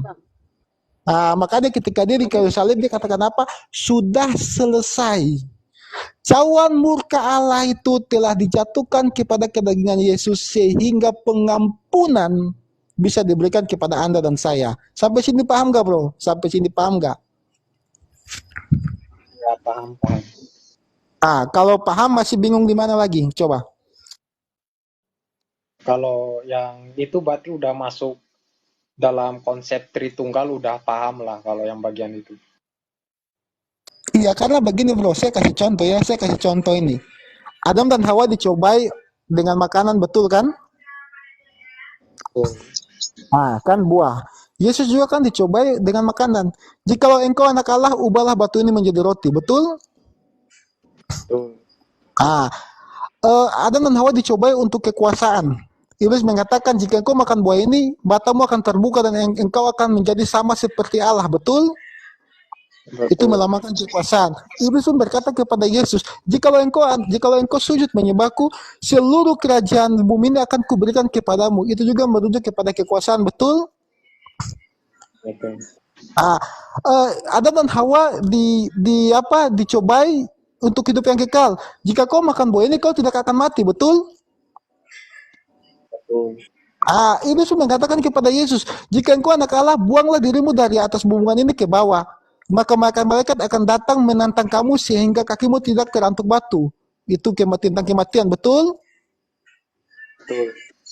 Jadi ketika Adam dan Hawa jatuh ke dalam dosa, mereka merasa ketakutan. Yesus pun harus, kedagingannya harus merasa ketakutan juga. Makanya dia katakan apa? Ya Bapa, jikalau berkenan, ambillah cawan ini daripadaku. Itu pun yang Adam dan Hawa lakukan. Ketika Tuhan murka, Adam lempar kesalahan ke siapa? Ke Hawa. Hawa lempar kesalahan ke siapa? Ke iblis. Karena mereka takut akan cawan murka Allah itu. Sampai sini paham? Oke. Makasih, Ya, Malina mau ditambahkan? Puji Tuhan kalau paham. Ada satu kali lagi buat nambah-nambah ilmu. Ya, silakan satu lagi nambah ilmu. Ini apa? Terus tentang ketidakkonsistenan dari perjanjian lama sama perjanjian baru. Nah, di perjanjian lama itu Apanya kan yang tidak konsisten? Apanya yang tidak konsisten? ini ada beberapa firman misalnya kayak konsep sunat gitu di anaknya Abraham. Nah, tapi di perjanjian baru itu nggak diberlakukan. Nah, terus kedua itu konsep makanan haram di kitab Keluaran. Nah, di perjanjian baru itu Ini nggak benar-benar apa-apa gitu. Mozart ini benar-benar Kristen kah? Gimana nih kisahnya? Kita baca ayat sunat Kejadian 17 ya Malina kalau nggak salah. Coba kita baca. Suruh dia yang baca lah, dia kan Kristen pasti punya Alkitab lah. Tapi kan kita keturunan Abraham juga, jadi kita termasuk dong dalam konsep sunat. Kamu bacalah Alkitab, ambil Ya, Alkitab, perjanjian bacalah. kita sama Tuhan. Kejadian 17, bentar bro, kejadian kita bahas sunat baru bakalan haram ya, pelan-pelan. Kejadian 17 ayat 10 biar para muslim juga tahu kenapa kita Kristen nggak sunat. Coba bro baca Kejadian 17 ayat 10. Lagi gak pegang Alkitab, Kak? Ambil, kami tunggu, ambil. Aku bukan di rumah, Kak. Di Nah, luar. banyak alasanmu. Kamu di mana? Aku di luar. Udah, saya bacakan aja Malina nggak apa-apa. Bunyinya begini. Inilah perjanjianku yang akan kupegang dengan kamu serta keturunanmu, yakni setiap anak laki-laki yang lahir dari keturunanmu harus disunat. Perintah itu ditujukan kepada keturunannya Abraham. Kenapa sunat? Itu dipotong, minta maaf ya teman-teman, minta maaf, dipotong kemaluan, bukan dipotong kuku, bisa telingan atau rambut atau gigi. Kenapa harus kemaluan? Itu ada maknanya. Jadi kemaluan itu tanda keturunan. Jadi saya jelaskan biar kau paham. Kenapa sunat itu hanya boleh orang Israel, tidak boleh orang di luar Israel. Pada Kejadian 3 ayat 15 yang tadi telah saya katakan, kan yang telah saya bacakan awalnya, dikatakan bahwa juru selamat itu nanti lahir dari keturunan Hawa. Nah, keturunan Hawa ini kan banyak. Tidak tahu yang mana nih. Semua dimusnahkan, tinggal Nuh. Nuh punya anak 3, Sem, Ham, dan Yafet. Belum tahu lagi nih yang mana keturunan yang mana nih. Nah, dikatakan keturunan yang dari Abraham. Karena kemaluan itu tanda keturunan. Jadi sang Mesias ini harus lahir dari keturunannya Abraham. Keturunan Abraham juga ada banyak, ada Yakub tuh ada 12 keturunan juga. Yang mana lagi nih? Yang mana? Nah, diperkecil lagi. Tongkat kerajaan tidak akan beranjak dari tahta Daud. Berarti sang Mesias itu dari keturunan Hawa, dari keturunan Abraham yang dari keturunan Daud atau suku Yehuda. Jadi sunat itu tanda keturunan, itu tanda datangnya Mesias. Bukan cuma Tuhan suruh sunat, gak ada punya dampak, gak ada punya cuma disuruh-suruh karena Tuhan gabut aja, nggak kayak gitu. Itu ada maknanya semua. Nah, jadi sunat itu, makanya Yesus kan disunat 8 hari seperti perjanjian Abraham. Nah, dia mendeklarasikan bahwa dialah sang Mesias itu. Jadi kamu nggak boleh jadi orang Kristen kalau mau sunat nggak apa-apa, boleh. Tapi nggak disunat juga nggak apa-apa. Karena itu tanda perjanjian datangnya Mesias dari keturunan Hawa. Makanya tandanya di kemaluan. Tanda keturunan. Lalu soal babi. Kita baca ya dalam Imamat 11 ayat pertama. Beginilah kau katakan kepada orang Israel itu. Inilah makanan-makanan yang boleh kau makan dan tidak boleh. Jadi di dalam Imamat 11 itu bukan hanya babi yang haram. Ada unta, ada kelinci, ada udang, ikan lele, ada beberapa jenis burung, ada banyak binatang. Ada apa lagi Malina? Kepiting, itu nggak boleh dimakan. Kenapa? Ya, kenapa? Saat itu Tuhan mulai menuntun bangsa Israel keluar dari Mesir. Di dalam perjalanan Israel dari Mesir menuju tanah Kanaan, mereka dikelilingi oleh bangsa-bangsa penyembah berhala. Contoh Arab, Babel. Nah, dan bangsa-bangsa penyembah berhala itu mereka seringkali menggunakan hewan-hewan itu untuk melakukan korban persembahan kepada dewa mereka. Kita bisa lihat di kitab Yesaya. Kitab Yesaya itu jelas bahwa bangsa Babel itu persembahan kepada berhalanya itu pakai darah babi. Makanya Tuhan mau mengkhususkan bangsa Israel untuk membedakan mana bangsa pilihan Tuhan dengan bangsa-bangsa yang penyembah berhala itu. Itu yang pertama. Nah, jadi kalau orang Israel waktu itu kalau mereka makan makanan babi pun atau unta yang dilarang, mereka nggak dibunuh atau dirajam. Mereka hanya dikeluarkan di perkemahan sampai matahari terbenam, baru mereka bisa masuk lagi. Nah, itu alasan yang pertama. Yang kedua, kan kau lihat bangsa Israel itu kan berjalan 40 tahun di padang gurun. Lalu makanan-makanan yang disebutkan seperti babi, kepiting, gitu kan, itu adalah makanan-makanan yang berkolesterol tinggi menurut ilmu kedokteran sekarang. Coba kalau mereka tinggal makan makanan itu, belum sampai tanah Kanaan, separuh bangsa udah kena stroke lah, asam urat lah, gimana bangsa pilihan Tuhan mau sampai tanah Kanaan, bro? Nah, itu logika aja dari saya. Nah, jadi ada maksud. Lalu begini, bro. Kita lihat di dalam ketika Yesus datang, kan Yesus mengusir setan-setan legion masuk ke dalam babi-babi. Dan Yesus dimarahi oleh peternak babi. Yang namanya ada peternak babi, pasti daging babinya dijual dan dimakan. Dan itu di Israel juga. Nah, makanya kau baca Yeremia 31 ayat 31 biar kau paham artinya nanti. Itu aja dari saya, bro. Ada lagi?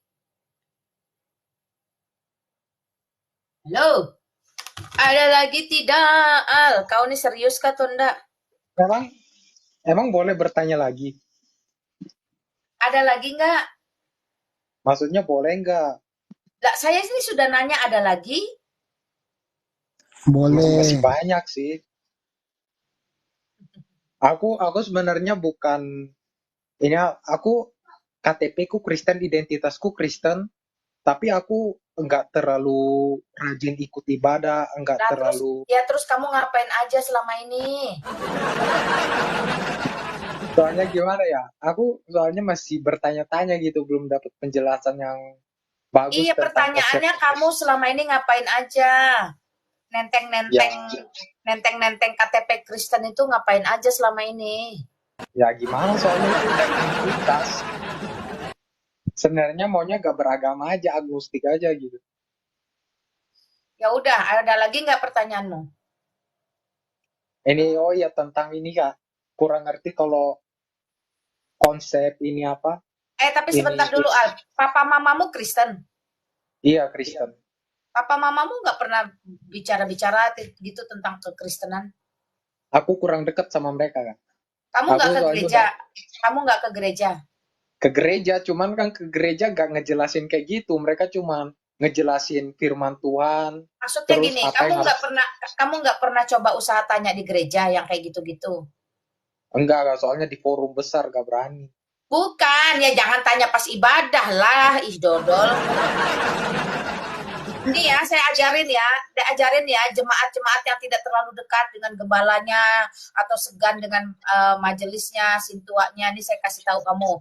Dari rumah, kalau kamu punya banyak pertanyaan, tulis secari kertas. Saya jemaat, Anda nama ini, nomor telepon ini, alamat surat, atau emailnya ini. Tulis, saya mau bertanya, 1, 2, 3. Terima kasih. Kasihkan. Terserah mau ke majelis, ke siapapun pengurus gerejamu, berikan, pulang. Tinggal tunggu apakah kamu dijawab lewat telepon, apakah kamu dijawab lewat email, itu namanya cerdas.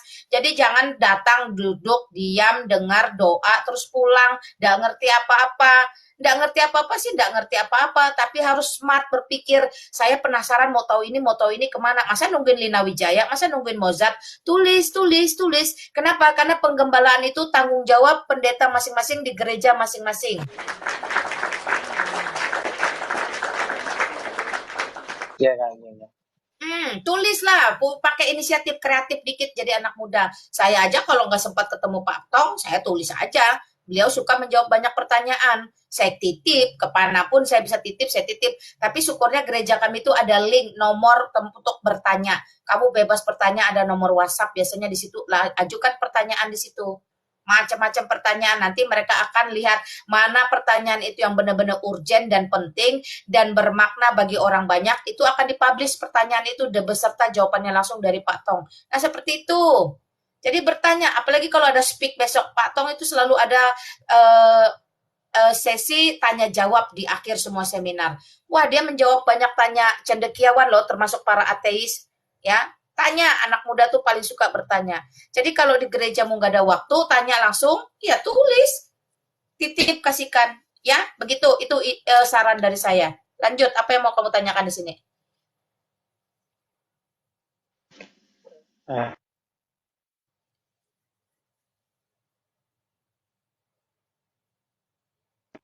Oh ya, kalau ini apa, konsep keselamatan Kak, misalnya kayak keselamatan itu udah, kalau kita Kristen itu otomatis udah selamat atau gimana Kak? Kamu mau Ketika kita Kristen, kita udah menerima Tuhan, nah itu apakah kita keselamatan itu udah terjamin di kita atau gimana Kak? Nah, selanjutnya itu konsep surganya kita itu gimana hubungannya sama Taman Eden, terus konsep apa akhir zaman di Kitab Wahyu, itu pengen tahu aku Kak. Itu kamu aja. tuh kemana aja selama ini? Jadi gini ya, keselamatan itu anugerah teman-teman. Jadi itu murni pemberian Allah secara gratis cuma-cuma. Yang menghalangi kamu tidak bisa menerimanya itu adalah dosamu. Karena itu, mulai sekarang kalau kamu tahu bahwa keselamatan atau hidup kekal itu adalah anugerah semata-mata, bukan karena usaha, bukan karena upaya, bukan karena cantik, gagah, ganteng, kaya raya, intelektualmu tinggi, IQ-mu sekian, bukan karena itu. Kalau saat ini kamu mendengar dan sadar bahwa keselamatan itu semata-mata karena anugerah, lebih sering disebut sola gratia, ya. Rendahkan hatimu, buka hatimu, terima Kristus sebagai satu-satunya sang juru selamat atau pemberi keselamatan itu. Itu aja. Jadi tidak ada kaitannya itu sebenarnya dengan perbuatan-perbuatan. Nah, perbuatan-perbuatan itu akibat kamu sudah diselamatkan. Jadi jangan dibalik ya. Akibat aku berbuat baik, maka aku diselamatkan. Itu salah besar. Karena Tuhan tidak bisa disogok. Lalu yang benar bagaimana? Yang benar, akibat kamu sudah diselamatkan secara cuma-cuma di dalam Yesus Kristus ketika kamu mengaku dengan mulutmu, menerima dengan hatimu, dan mengimaninya, maka kamu mampu melakukan aneka macam kebajikan. Itu konsep keselamatan di dalam kekristenan. Semata-mata karena anugerah. Itu sola gratia. Dalilnya banyak di dalam Alkitab. Ya. Mozart lah yang hafal kalau masalah dalil. Saya paling kasih kamu Yohanes 3 ayat 16 karena itu memang ayat sakti bagi seluruh manusia. Bagi seluruh manusia. Karena begitu besar kasih Allah akan dunia ini. Sehingga ia mengaruniakan putranya yang tunggal. Supaya setiap orang yang percaya kepadanya tidak akan binasa. Melainkan beroleh hidup yang kekal. Amin. Nah, selesai sampai di situ. Jadi semata-mata karena kasih Allah yang begitu besar, bukan karena usaha kita, bukan karena kita ini merasa bisa, tidak. Jadi itu murni karena anugerah. Bukalah hatimu, kalau kamu sudah percaya dengan iman, kamu sudah mengaku dengan mulutmu, memberi diri dibaptis, lalu kamu mulai bisa melakukan apa yang disebut dengan logika-logika Allah. Logika Allah itu banyak. Kasihilah musuhmu. Dunia tidak pernah mengajarkan itu. Tadi saya barusan bacakan bagaimana kenapa saya keluar hijrah dari kegelapan masuk dalam terang Kristus. Bagaimana saya meninggalkan akidah lama. Karena di akidah lama itu diizinkan perang, diizinkan kekerasan. Tetapi Kristus tidak. Ya. Dia mengajarkan kasih. Dia membawa kedamaian, bukan membawa peperangan, kerusuhan, keributan, malapetaka, tidak. Nah, ya. Jadi karena begitu besar kasih Allah akan dunia. Maka nyatalah kasih Allah itu ketika apa? Ketika Allah itu sendiri mengutus firman-Nya, putranya yang tunggal, boleh ada di tengah-tengah kita. Jadi bukan karena perbuatan loh ya. Sekali lagi, karena kita mendapatkan anugerah keselamatan, maka kita mampu melakukan logika Allah dalam kehidupan kita. Mengampuni orang, mengasihi musuh, memaafkan banyaknya kesalahan-kesalahan pelanggaran orang. Tidak lagi menyimpan kepahitan, tidak ada lagi rencana-rencana ingin melakukan hal-hal yang buruk. Hal-hal yang buruk itu banyak loh, banyak banget. Tidak terhitung jumlahnya. Ya, silakan kamu cari detailnya. Banyak hal-hal buruk itu, terutama yang terselubung, yang tidak dilihat oleh manusia. Menahan kebaikan dalam hati, bisa bantu tapi malas nggak mau bantu, itu dosa di hadapan Tuhan. Memikirkan hal-hal yang buruk, hal-hal yang jahat, hal-hal yang jelek. Misalnya nanti aku mau curi ini nanti aku mau markup mau ada penggelembungan dana nanti aku mau korup itu pikiran itu aja sudah dosa di hadapan Tuhan. Lalu kesombongan rohani. Aku usianya baru 19 tahun, tapi aku ini pintar itu. Jadi kalau ini aku dengerin ya, enggak bisa seperti itu. Itu tidak dilihat manusia loh, tapi Tuhan mengetahuinya. Itu pun dosa. Ya, itu pun dosa. Ya, silakan. Jadi kamu harus ngerti dulu konsep keselamatan, sekali lagi bukan karena usaha. Saya bacakan ya, itu di mana ya? Di mana ya? Sebentar dulu ya. Ya. Yohanes 3 ayat 16 sudah. Tadi dikatakan Yohanes 10 ayat 10 juga jelas, aku datang, kata Yesus, supaya mereka mempunyai hidup dan mempunyainya dalam segala kelimpahan. Apalagi di mana ya ayatnya ya Mozart ya, sebentar Mak cari dulu. Ayat apa Malina? Ayat yang Allah menunjukkan kasih-Nya kepada kita oleh karena Kristus. Ya, dia bertanya tentang konsep keselamatan. Jadi bukan karena usaha kita, tapi karena anugerah itu loh. Sebentar.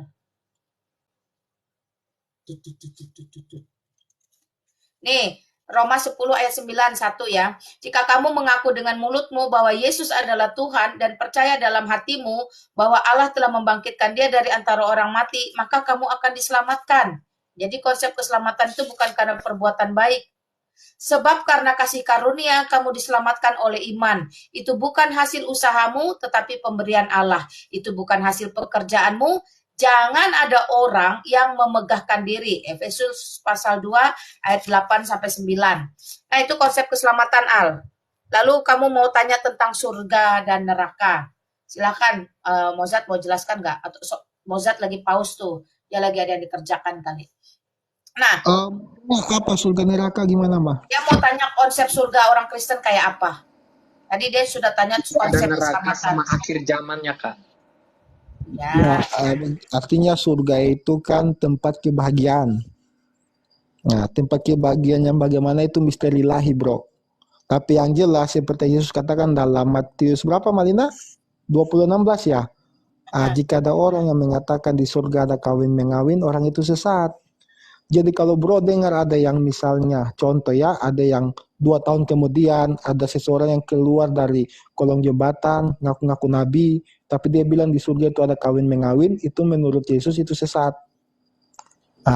Jadi di surga itu kita hidup seperti malaikat dan kita hidup bersama-sama dengan Tuhan, otomatis Yesus sendiri adalah raja di sana. Dan kita adalah anak-anaknya. Kalau kita baca ya Wahyu 3 ayat 12, kita akan dijadikan soko-soko guru di dalam Yerusalem yang baru. Jadi kalau misalnya mau tahu kebahagiaan surga yang kebahagiaan model bagaimana yang kita rasakan, itu misteri ilahi, bro. Yang jelas itu adalah tempat di mana kita betul-betul hidup kekal dengan segala kemuliaan Allah. Nah, kalau yang namanya neraka juga itu kekal. Jadi tidak bisa misalkan bro masuk ke neraka, disiksa 3 tahun lalu dipindahkan ke surga. Kayak sistem laundry itu nggak ada di kekristenan ya. Yang namanya sekali menginjak neraka pasti selamanya di situ. Lalu bro coba bro nyalakan kompor. Kompornya pas panas bro taruh aja jari 3 detik aja, mampu nggak? 3 detik doang, itu baru api kompor, belum api neraka.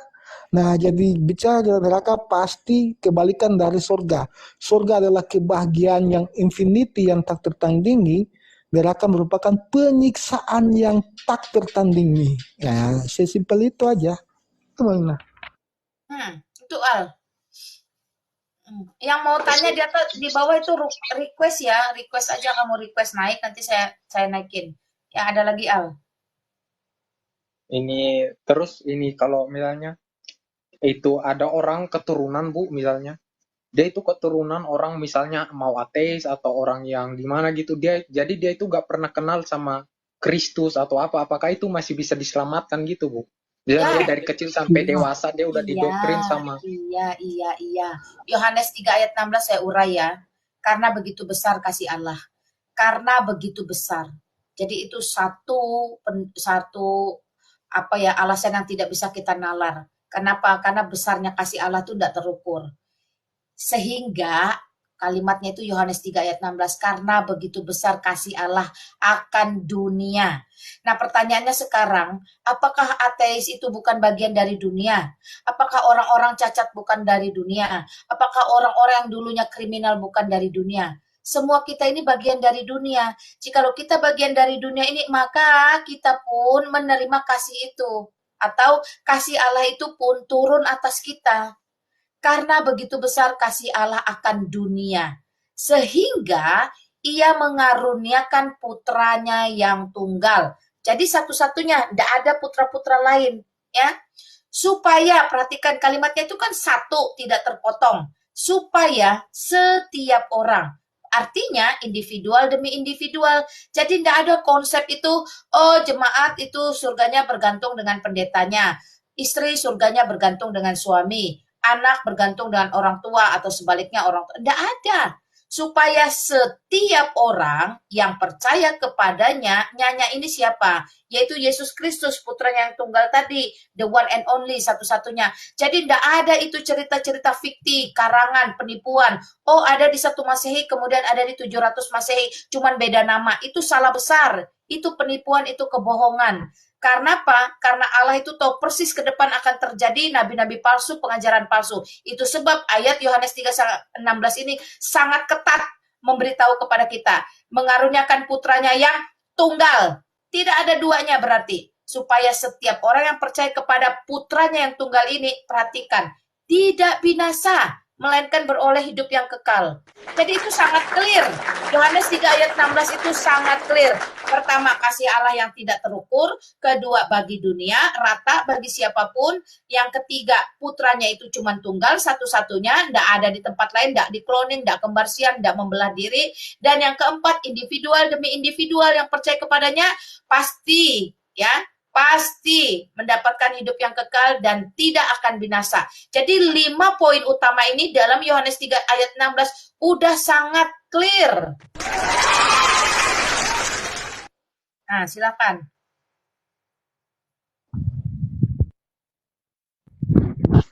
Iya, gimana bro? Oke, lanjut Kak. Apa yang mau kamu lanjutkan lagi? Masih adakah? Tadi tak pikir Kak Moses mau lanjut. Oh, Mozart mau nambahin? Enggak, dia nanya kamu masih ada lagi. Emang Kak Iya. Pak nanya banyak nih. Ya, kalau enggak kamu standby aja dulu, saya naikin orang dulu. Oke. Oh, enggak usah lah, kamu aja yang tanya, malas yang naik si ah lagi. Mau ladenin si ah kah? Siapa Malina? Oke, ya udah kalau Mozart mau ya silakan. Saya malas si ah ini tadi sudah ketemu di tempatnya si Sophie, ketemu lagi di sini. Assalamualaikum Mak Lina. Waalaikumsalam warahmatullahi wabarakatuh. Aku ngefans banget loh sama Mak Lina itu cantik banget. Cuman sayang. Nggak laku bro. Mak Lina, aku mau tanya sesuatu dong. Kalau di surganya orang Kristen itu ada mobil nggak? Nggak ada jima, jangankan mobil, jima aja nggak ada. Lo Nabi Luga yang ngaku-ngaku nabinya orang Kristen itu gimana? Katanya ada yang naik mobil di surga. Nah, itu urusan lah, namanya juga beda. Tahu nggak, setelah Yesus Kristus itu yang muncul adalah nabi palsu. Termasuk nabimu itu dalam kekristenan adalah palsu.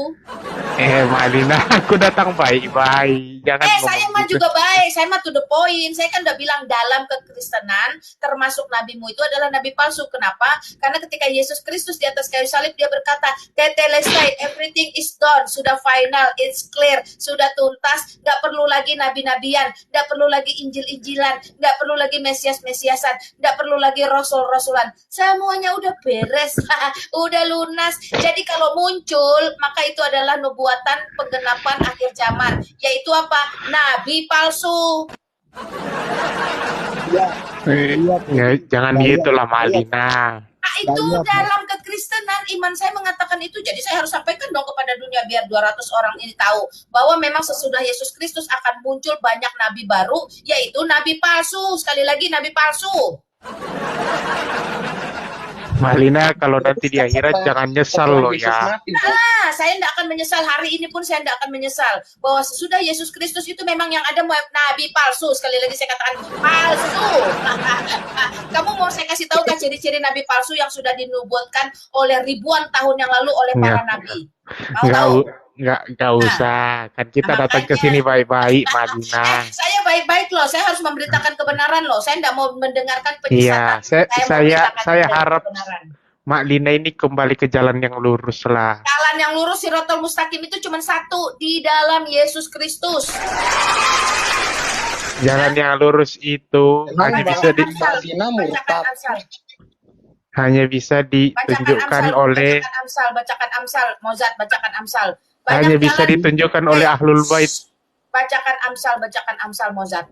Yang tertulis banyak jalan disangka lurus, taunya ujungnya maut. Salah satunya yang dibawakan oleh nabimu yang dianggap nabi palsu dalam kekristenan. Ahlul bait itu tidak pernah loh mengarah ke jalan yang bengkok. Coba lah Bro, Mozart mau ngomong bayat, apa? bentar bayat, begini. Kan di surga ini kan kita bisa terbang. Pastilah kita kan sudah seperti malaikat. Lalu itu mobil di surga itu untuk apa? Loh, Coba kau yang bilang itu Nabi Luga loh, yang bilang nabinya orang Kristen. Bang Baik. Terus kalau itu Nabi Muhammad belah bulan itu ngapain, Mas? Loh, jangan gitu lah. Yang ada juga orang datang bulan, tahu nggak Itu datang bulan? itu kan salah satu mujizat Nabi, tapi kalau kalian nggak mau percaya, Mujizat kok belah bulan? NASA itu sebagai pengetahuan tertinggi yang diakui oleh dunia mengatakan tidak ada ciri-ciri bulan itu pernah terbelah.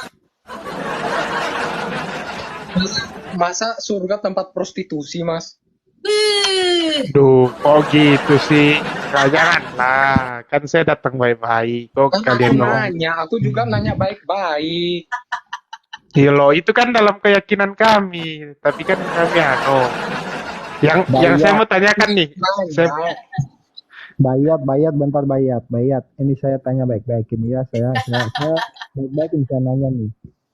Bapak, coba kau dengar baik-baik pertanyaan saya.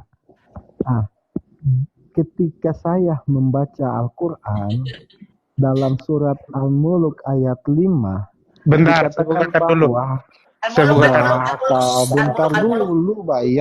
Bentar dulu bayat pelan-pelan. Di dalam surat Al-Mulk ayat 5, nanti teman-teman bisa cross check di live chat. Di situ dikatakan bahwa Allah SWT menciptakan bintang sebagai alat pelempar setan. Pertanyaan saya begini, dengar pertanyaan saya. Ketika bintang jatuh, ketika saya lihat bintang jatuh nih, apakah saat itu Allah sedang melempar setan? Bentar, saya bukakan ya, saya bacakan dulu. Bentar. Ya mitosnya kalau ada bintang jatuh kita buru-buru disuruh make a wish. Taunya Allah lagi lempar-lemparan sama setan. Terus yang ini, Bu, kenapa ya orang Islam tuh benci banget sama cica gitu? Ada cica bikin dibunuh. Bunuh Apa cicak coba tuh dosanya dapat cicak? pahala. Apa kaitannya dengan cicak bisa menghasilkan pahala? Kalau gitu pengemis di pinggir jalan yang nggak bisa sodako, yang nggak bisa naik haji, suruh berburu cicak biar banyak pahala. Nah, terus yang ini loh, yang konsep semut bisa ngomong itu loh, yang bantuin Nabi nyiram api apalah itu. Heran Nggak banget tahu lah, Bu. dongengnya. Makanya aku tuh keluar dari sana tuh karena banyak yang nggak masuk logika, tapi ngakunya paling berlogika. Hanya Islam itu pengaku konsep bumi datar, Mas baik. Entahlah, biarlah dia Belum aja sendiri bisa lah. dibelah. Heeh. Banyak banget, nggak cuman itu. Kalau lalat masuk ke dalam gelasmu, tenggelamkan sayapnya yang satu, karena di satu sisi racun, di satu sisinya madu. Tangkap lalat. Di dunia ini, anjing dan sendal nggak boleh masuk masjid. Di sana, sudah ada di surga sendal dan anjing. Ini tembok nih Bang lama-lama bisa jebol. Mosad, Ya, Bang ya, Mosad. kita fokus, Iya, kita iya, fokus. iya. Saya yang Al-Muluk ayat 5 dulu ya. Kita satu-satu. Maksudnya di situ dikatakan iblis itu bagai dilempar Allah yang di dia bintang itu menandakan kalau iblis ini memang derajatnya dulu di bawah manusia. Tapi dia ini tidak mau Enggak ke situ, bro. Pertanyaan saya bukan itu. Pahami pertanyaan saya. Saya nggak bahas itu apakah betul bintang itu untuk lempar iblis, enggak. Pertanyaan saya, apakah ketika malam saya lewat jalan lalu saya lihat bintang jatuh, apakah saat itu Allah sedang melempar iblis atau tidak? Itu pertanyaan saya, bro. Fokus, coba fokus. Silakan jawab. ya kan gini yang bintangnya melempar bintang itu kan cuma kayak ini kayak tanda seperti Allah melempar iblis. Itu berarti bukan berarti Anda melihat melempar iblis. Ngapain Bro, iblis fokus. ditimpukin tuh ngapain? Coba fokus. Sudah Ngapain? saya baca tafsir, masalahnya sudah saya baca tafsir dan tafsir memang jelas bahwa bintang itu alat pelempar iblis. Itu tafsir loh. Dan lebih dari satu tafsir yang sama, bahkan dari Universitas Arab Saudi. Alat pelempar, you know what's the point is? Alat pelempar. Mas Baik, Ya dulu aku Allah, itu, ya Robby. Mas Baik, Iya, mau iya. dengar ceritaku nggak, Mas? Dulu Iya. aku itu hampir masuk Islam loh, gara-gara diajak temanku. Terus? Tapi pas aku baca hukum jihad, nabinya kok pembantai, suruh ngebantai, ngepomlah, komunis. Astaga, Nabi kok malah perang sini sana, disuruh ngejajah, disuruh ngebantai ini, ngebantai itu, terus istrinya banyak. Wah, Nabi kok ini apa ya, kayak serakah banget gitu. Istri aja dapat satu, anak kecil aja dikawinin. Gini, Anda ini kan sudah mau menuju ke jalan yang lurus. Ayo belajarlah Al-Quran dengan benar. Apanya yang lurus kalau orang disuruh memenggal kepala? Itu kan orang kafir. Mas. Begini Bayat. Gimana kita Bacanya seram loh, Mas. Aku belajar Al-Quran dulu. Mengerikan. Hukum jihad tuh, wah. Ini kok disuruh ngebantai, jangan terlalu nafsu al. Jangan nafsu al. Begini Bayat. Anda kan mengatakan bagaimana kita mau belajar Al-Quran dengan lulus. Kita nanya kamu yang mengimani Al-Quran. Saya nanya dari tadi tentang bintang, kau jawab. Coba kau tanya saya 100 pertanyaan tentang Alkitab. Bakal saya jawab ke 100-100-nya. Loh, ini saya nanya bintang, belum ke sperma dari tulang sulbi. Tapi nggak usah ke situ lah. Itu kita fokus ke bintang aja, bintang. Karena begini bro. Gimana ceritanya sperma keluar dari tulang punggung? Punggung kiri, punggung kanan. Nggak usah ke situ mah, nggak usah ke situ. Begini Bayat. Ajaklah Ustadmu. Ustadmu kan biasanya banyak ngomong. Al jangan potong-potong Al. Aduh ini Al nih. Begini Bayat.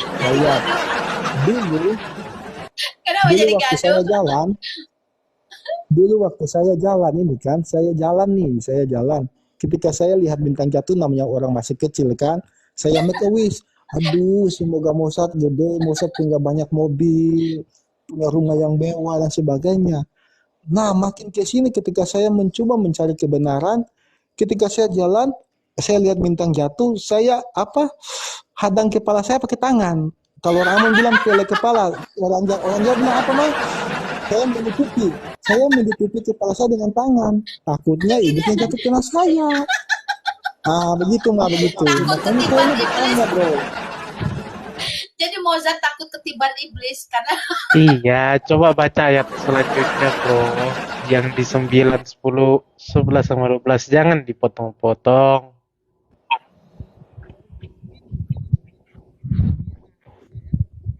Emang ayat coba kamu jelaskan ayat berikutnya apa? Ntar saya bacakan ya ayat Nah, berikutnya udahlah. ya. Kalau bentar mending Alja yang ngomong, tanya Alja Al. Mereka menjawab, benar, ada sesungguhnya telah datang kepada kami pemberi peringatan, maka kami mendustakannya dan kami katakan, Allah tidak menurunkan sesuatu pun, kamu tidak lain hanyalah di dalam kesesatan yang besar. Dan mereka berkata, sekiranya kami mendengarkan atau memikirkan, niscaya tidaklah kami termasuk penghuni-penghuni neraka yang menyala-nyala. Apa Mereka kaitannya itu dengan iblis Gak dilemparin bintang? nyambung. Nggak nyambung. Kita fokus ke lo. Penghuni Gak neraka yang nyambung, bro. Gak menyala-nyala. nyambung. Emang itu lampu disco apa? Ya maksudnya Ih bro, ya. Kok bintang jatuh nyala-nyala? itu bagaikan iblis yang dilempar Allah dari jannah ke dunia. Terus itu Menyes- makanya kenapa bintang dibikin itu cuma untuk buat nimpukin iblis tuh kenapa? Bukankah iblis itu pun Allahmu yang ciptakan untuk menggoda manusia? Apa karena iblis tidak mengerjakan job desk-nya mencobai manusia, lalu Allahmu tuh sebel ditimpukinnya pakai bintang gitu maksudnya? Enggak, Malina. Itu bintang terus. Maksudnya bintang itu itu iblis itu dilempar ke dunia bagaikan Bayat. bintang Bayat jatuh jangan ke dunia. asumsi. Kita baca tafsir. Kita Ada baca tafsir. lagu lo Bayat ya. jangan asumsi. Lo baca ayatnya, jangan baca tafsir. Anak-anak sekarang jangan nyanyi lagi lagu ya. Ambilkan bintang bu, ambilkan bintangmu, jangan lagi. Lagunya ya emang beda. Ambilkan bulan kan? Aku ganti bintang kok. Jangan gitulah. Kan bulannya juga udah dibelah. Aku datang Gimana baik-baik diambil? loh. Aku ngefans loh sama Lina, tapi kok gini? Nah, ini kan mereka bertanya, aku juga bertanya, itu kenapa kamu punya surah tuh yang enggak ngadi-ngadi aneh-aneh gitu loh, sehingga membuat orang tuh si Al udah mau masuk batal keluar dia. Nah, Aku sampai Nah, mendengarin gini, pencerahan aku Ustadz yang ini, bertanya Ustadz aja itu. ke Bang Mosad, terserah Bang Mosad tadi mau nerima jawabanku atau tidak. Aku mau tanya tentang Alkitab. Nah, aku mau bertanya, waktu Yesus berdoa itu gimana? Dia berdoa ke dirinya atau ke gimana tuh? Adi sudah dijawab, si Al pun sudah tanya itu, Baru Bang. dijawab ke Al. Nah, nggak usah dijawab Doa Mosad, yang begini. lain. Ya kan Ya, saya baru begini, masuk. Begini aja, begini Mayat. Menurut kamu, doa itu artinya apa? Definisi doa itu artinya apa? Ya kita minta kepada yang Maha Kuasa atau kita Oh, minta-minta, emang kau umat minta-minta. Doa itu komunikasi antara manusia dan Allah. Alat komunikasi antara manusia dan Allah, minta-minta. Iya, Definisi doanya kau nggak paham.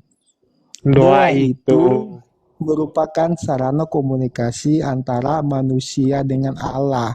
Jadi ada kata-kata bijak begini, doa adalah alat yang tidak terlihat bagi dunia yang terlihat.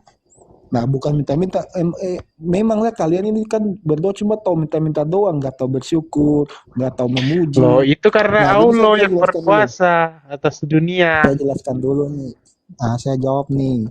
Doa itu kan alat komunikasi antara Tuhan dengan manusia. Manusia berkomunikasi dengan Tuhan, Tuhan melalui doa. Dalam Filipi 2 ayat 6, kita baca ayatnya begini.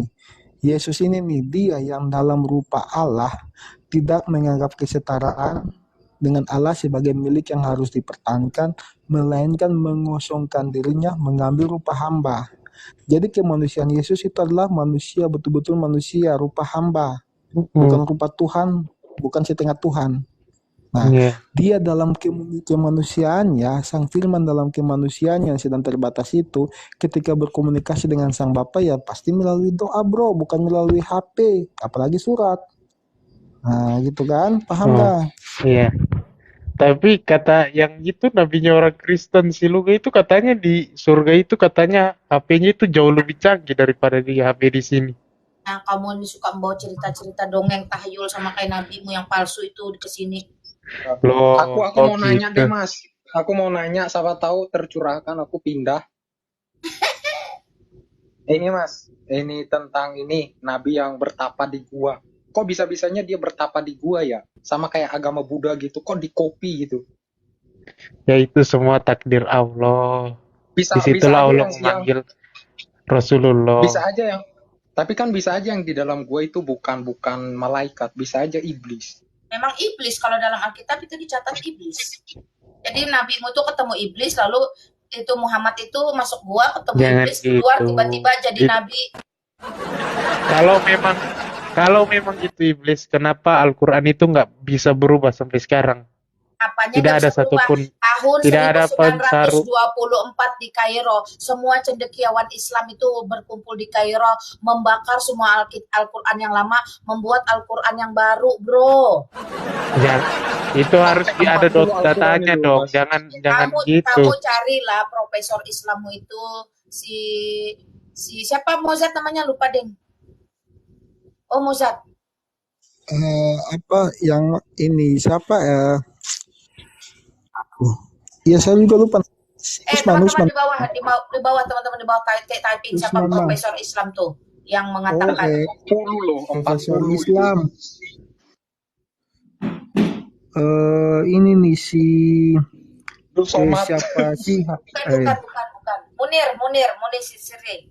Tuh si Munir, tuh Profesor Munir. Kamu carilah Profesor Nah, Munir. kalau orang Sunni mah itu memang anunya dia. Cuma kalau kami itu selalu berpegang pada apa yang dikatakan Rasulullah yang ada di Quran. Alah, ya itulah Quran dari Rasulullah itu diubah-ubah. Makanya Mak Dinas, ayolah kembalilah ke jalan yang lurus bersama saya. Nehi, aca. Mas, katanya Al-Quran ini sempurna, padahal nabinya sendiri gak bisa baca, itu cuma dongeng dari pengikut-pengikutnya itu. Yang berkata seperti itu orang kafir, itu kan udah berkali-kali saya jawab. Cuma kalau setiap saya jawab di room Kristen, kejang-kejang mereka. Kejang apa? Enggak, kok aku biasa aja. Malah diketawain sama Lina Wijaya. Gini, saya mau tanya, kalau orang Kristen itu udah menikah dan nggak bisa punya anak itu gimana? Enggak apa-apa, karena pernikahan itu orientasinya bukan anak. Pernikahan itu orientasinya adalah bagaimana membangun ibadah seumur hidup. Perhatikan, seumur hidup bukan temporari di hadapan Kristus. Pernikahan di dalam kekristenan itu komitmen 3 pihak, laki, perempuan, dan Allah. Jadi tidak bisa seenak-enaknya berkata, oh jodoh kita sudah habis selesai sampai sini. Komitmenmu di hadapan Allah bagaimana? Apakah Allah bisa kamu tipu? Apakah Allah kamu bisa tiadakan? Tidak bisa.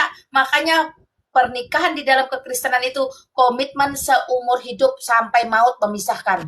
Nah, kalau anaknya gimana dong? Kalau nggak bisa. Yang punya anak dari rahim, kamu bisa adopt banyak anak di muka bumi yang butuh kamu. Nggak jadi persoalan. Banyak orang Kristen di muka bumi yang tidak punya anak, mereka adopt. Saya dulu, sebelum saya punya anak dari rahim saya adopt anak. Anak itu Islam, bapaknya Islam, mamanya Islam, lalu mamanya mati. Saya adopt dari umur 2 tahun, perempuan. Dia nggak mau ikut bapaknya.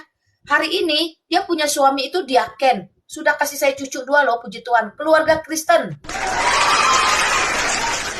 Gini, Mak Lina. Kalau adopsi anak kan itu darahnya kan nggak langsung dari bapaknya. Itu Makanya orang Kristen nggak kayak kamu.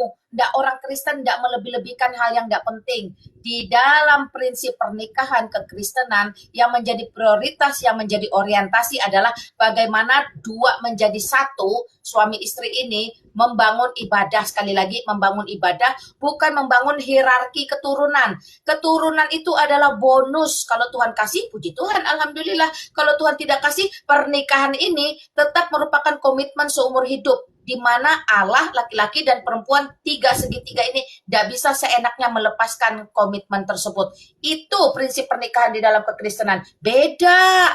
Lalu karena tidak punya anak, aku cari perempuan lain aja. Kamu nggak bisa kasih anak. 10 perempuan nggak bisa kau kasih anak, itu cuma mau gonta-ganti farjaha. Saya kasih tahu kamu.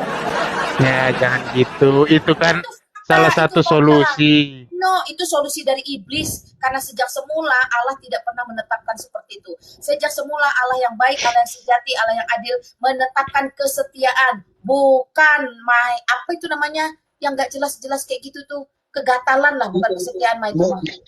Aku juga kesal buat tinggal di Jawa banyak Loh, banget kalau pada muslim janda, Bu. itu kalau tidak bisa membeli keturunan kan diizinkan menikah mut'ah. Nah Masa itu kan masa bodoh, yang jelas itu bukan bentuk sebuah kesetiaan, itu bentuk penghinaan, perendahan wanita. Kau wanita tidak berfungsi dengan baik karena kau tidak melahirkan anak, aku akan ganti kau dengan perempuan lain. Itu namanya penghinaan, perendahan perempuan. loh, Makanya nggak saya semangat keluar merendahkan. dari sana. Karena apa? Karena wanita di sana hina dan rendah, asal kamu tahu. Nikah mut'ah kan ada waktunya, Mak Lina. Kan Masa setelah bodoh, di dalam kekristenan tidak boleh gonta-ganti farjaha, paham kau? Allah sejati tidak mengajarkan syahwat. Allah sejati tidak mengajarkan jima sana, jima sini, jima sana, jima sini. Lalu dibalut, jima itu ibadah. Itu jijik, tau gak? jangan gitu. Emang Itu kan betul, emang itu kan betul solusi jijik. yang Emang betul, itu diberikan solusi dari Rasulullah. iblis. Itu solusi dari Loh, iblis. kok gitu sih? Makanya dalam kekristenan, selesai Yesus Kristus semuanya itu nabi palsu. Yesus sendiri berkata, jikalau dalam surga kamu memikirkan kawin mengawin, sesatlah kamu. Artinya, semua surga yang mendesain dengan jima, dengan syahwat, dengan 72 bidadari, itu adalah surga yang sesat, dibangun oleh nabi yang sesat. Nah, aku kalau gitu tanya, gimana tuh Nabi Ibrahim di Alkitab gimana? Itu menikah. Tidak ada Ibrahim di dalam Alkitab. Tidak ada Ibrahim di dalam Alkitab. Ya, yang kalian sebut Abraham itu gimana? Itu menikah juga dengan tiga wanita. Abraham itu karena dia melakukan poligami, Tuhan tidak mengizinkan anak-anaknya. Termasuk Ismail, itu anak haram jadah itu dengan hasil budak, makanya diusir. Nggak dianggap Ismail itu di dalam kekristenan. Anak perjanjian tetap Ishak. Perhatikan. Loh, tapi diberkati juga. Siapa yang memberkati? Orang itu budaknya diusir. Loh, Ismail jadi raja loh. Ismail itu jadi raja. Jadi raja di dunia untuk apa? Untuk membawa apa? Tidak ada membawa kebaikan, tidak dianggap oleh Allah. Lalu oleh nabi palsu itu diambil, dibangga-banggakan, digadang-gadangkan, makanya sesat. Loh, Malina bilang tadi haram, tapi kan dia memiliki darah dari Nabi Anda. Memiliki apa? Orang dia diusir kok. Jelas kok Alkitab mencatat bahwa Ismail dan mamanya itu diusir karena apa? Karena dia anak haram, anak budak, anak babu. Anak perjanjian, anak yang dianggap hanya anak dari istri sah atau nyonya yang pertama. Asal kamu Tapi tahu kan ya. Asal kamu tahu. Siti Sarah itu nggak bisa melahirkan. Ya, siapa bilang Ishak itu anaknya sesuai dengan janji Allah? Iya, nggak bisa melahirkan, maka diberikanlah Siti Hajar. Nggak ada. Hajar itu adalah mau-maunya Sarah. Mau-maunya Sarah. Sarah bukan Allah. Maunya Sarah, bukan maunya Allah. Maunya Allah, Sarah yang melahirkan anak keturunan perjanjian. Karena itu maunya Sarah, Allah tidak berkenan. Akhirnya Ismail dengan mamanya yang budak itu diusir. Iya, itu tapi cerita Alkitab yang sesungguhnya. Lalu kalau cerita Alkitab itu kamu jiplak, lalu kamu modifikasi, itu urusanmu. Makanya Alkitab mencatat nabi palsu membawa pengajaran palsu. Ya kapan Malina pakai jilbab? Perasaan tadi enggak, aku kok kaget. Ajaib. Kau tutup mata sih, jadi kau tak lihat lah. Lanjut. iya kan, saya kan cuma bertanya seperti itu. Jadi, tapi kalau dalam itu nggak sah berarti ya, yang Nggak ada sah-sahnya, nggak bisa mau mewarisi harta orang tua Nggak ada, orang angkatnya dia itu. diusir. Saya satu kali lagi saya ulangi. Hagar dan anaknya si Ismail diusir. Yang mengusir siapa? Yang mengusir Sarah. Iya, sepaham diusir. Cuma yang saya tanyakan ke orang Kristen itu kalau diadopsi berarti nggak bisa ini dong mewarisi harta orang tuanya itu. Tak ada urusan. Nah, setelah Yesus Kristus ada di muka bumi, hukum kasih karunia itu berlaku. Kalau hari ini jangankan anak budak, ya, anak budak. Dalam hari ini tidak ada poligami dalam kekristenan. Kalau ada anak budak yang kamu maksud harus kita adopsi, ya ambil saja, itu namanya sisi kemanusiaan. Gini Mbak Dina, kalau kami di Islam nggak bisa punya anak istrinya, itu diizinkan menikah Itu mut'ah. ajaran sesat. Loh, kok dibilang aja jangan gitulah. Di dalam kekristenan itu ajaran sesat. poligami di dalam kekristenan itu adalah perzinahan yang dihalalkan. Loh, Jadi ini kamu manusia yang menghalalkan, padahal itu di hadapan Allah adalah perzinahan seumur hidup. Makanya Allah yang benar itu mengajarkan kita untuk setia, untuk monogami, bukan poligami. Tapi Allah buatan manusia yang sesat, dia akan membuat sesuatu itu lebih nikmat, lebih nyaman diikuti, sehingga banyak pengikutnya. Makanya di Matius dikatakan, jalan yang sesat itu, pintu yang lebar itu banyak pengikutnya. Kenapa? Karena di sana syahwat dan segala hal keduniawian dipuaskan. Tetapi jalan menuju surga itu sempit dan yang mengikutinya sedikit. Karena ada orang-orang pilihan saja. Ya, itu sudah jelas kok dicatat dalam Alkitab. Sekali lagi, poligami di dalam kekristenan adalah perzinahan yang sengaja dihalalkan. Loh, berarti ada orang Kristen juga yang poligami Tidak berarti ada boleh. orang Kristen poligami, sorry. Iya, tapi kan jangan ngomong gitulah. Itu kan salah satu itu Nah, solusi kenapa yang kamu diberikan mengatur saya? Rasulullah. Saya harus menyampaikan kebenaran versi kekristenan, versi iman Rasul saya. Tidak ada. Rasulullah kan Masa bodoh, Yesus Kristus mengatakan pokoknya sesudah dia itu tidak ada lagi nabi selain nabi palsu, titik. jangan gitulah Mak Lina. Memang nabi palsu kok, mau saya kasih tahu ciri-cirinya nabi palsu. Nggak usah, itu kan menurut asumsi Anda. Memang palsu, tidak asumsi Alkitab. Saya mencatat ciri-ciri nabi palsu: mati diracun, dari semenanjung arak, bertemu iblis yang menyamar sebagai malaikat dalam gua, ya, tidak bisa membaca alias buta huruf. Itu lengkap kok dalam Alkitab saya. Bahkan jauh sebelum Kristus ada di muka bumi udah dikasih tahu oleh Nabi Yesaya, oleh Nabi Yeremia dan lain-lain. Tahu kamu? Saya tanya Mak Lina gini, lebih mana lebih senang hatinya kalau punya anak dari Nggak ada urusan. mengadopsi? Lebih senang punya Kristus dalam pernikahan, lebih senang punya Kristus dalam rumah tangga, lebih senang menjalankan ibadah seumur hidup bersama orang yang saya cintai, orang saya sayangi, yaitu suami saya. Nih, saya tanya ke si Mosat ini deh, gimana, yang mana lebih senang punya anak langsung dari Bayat. dari kemampuan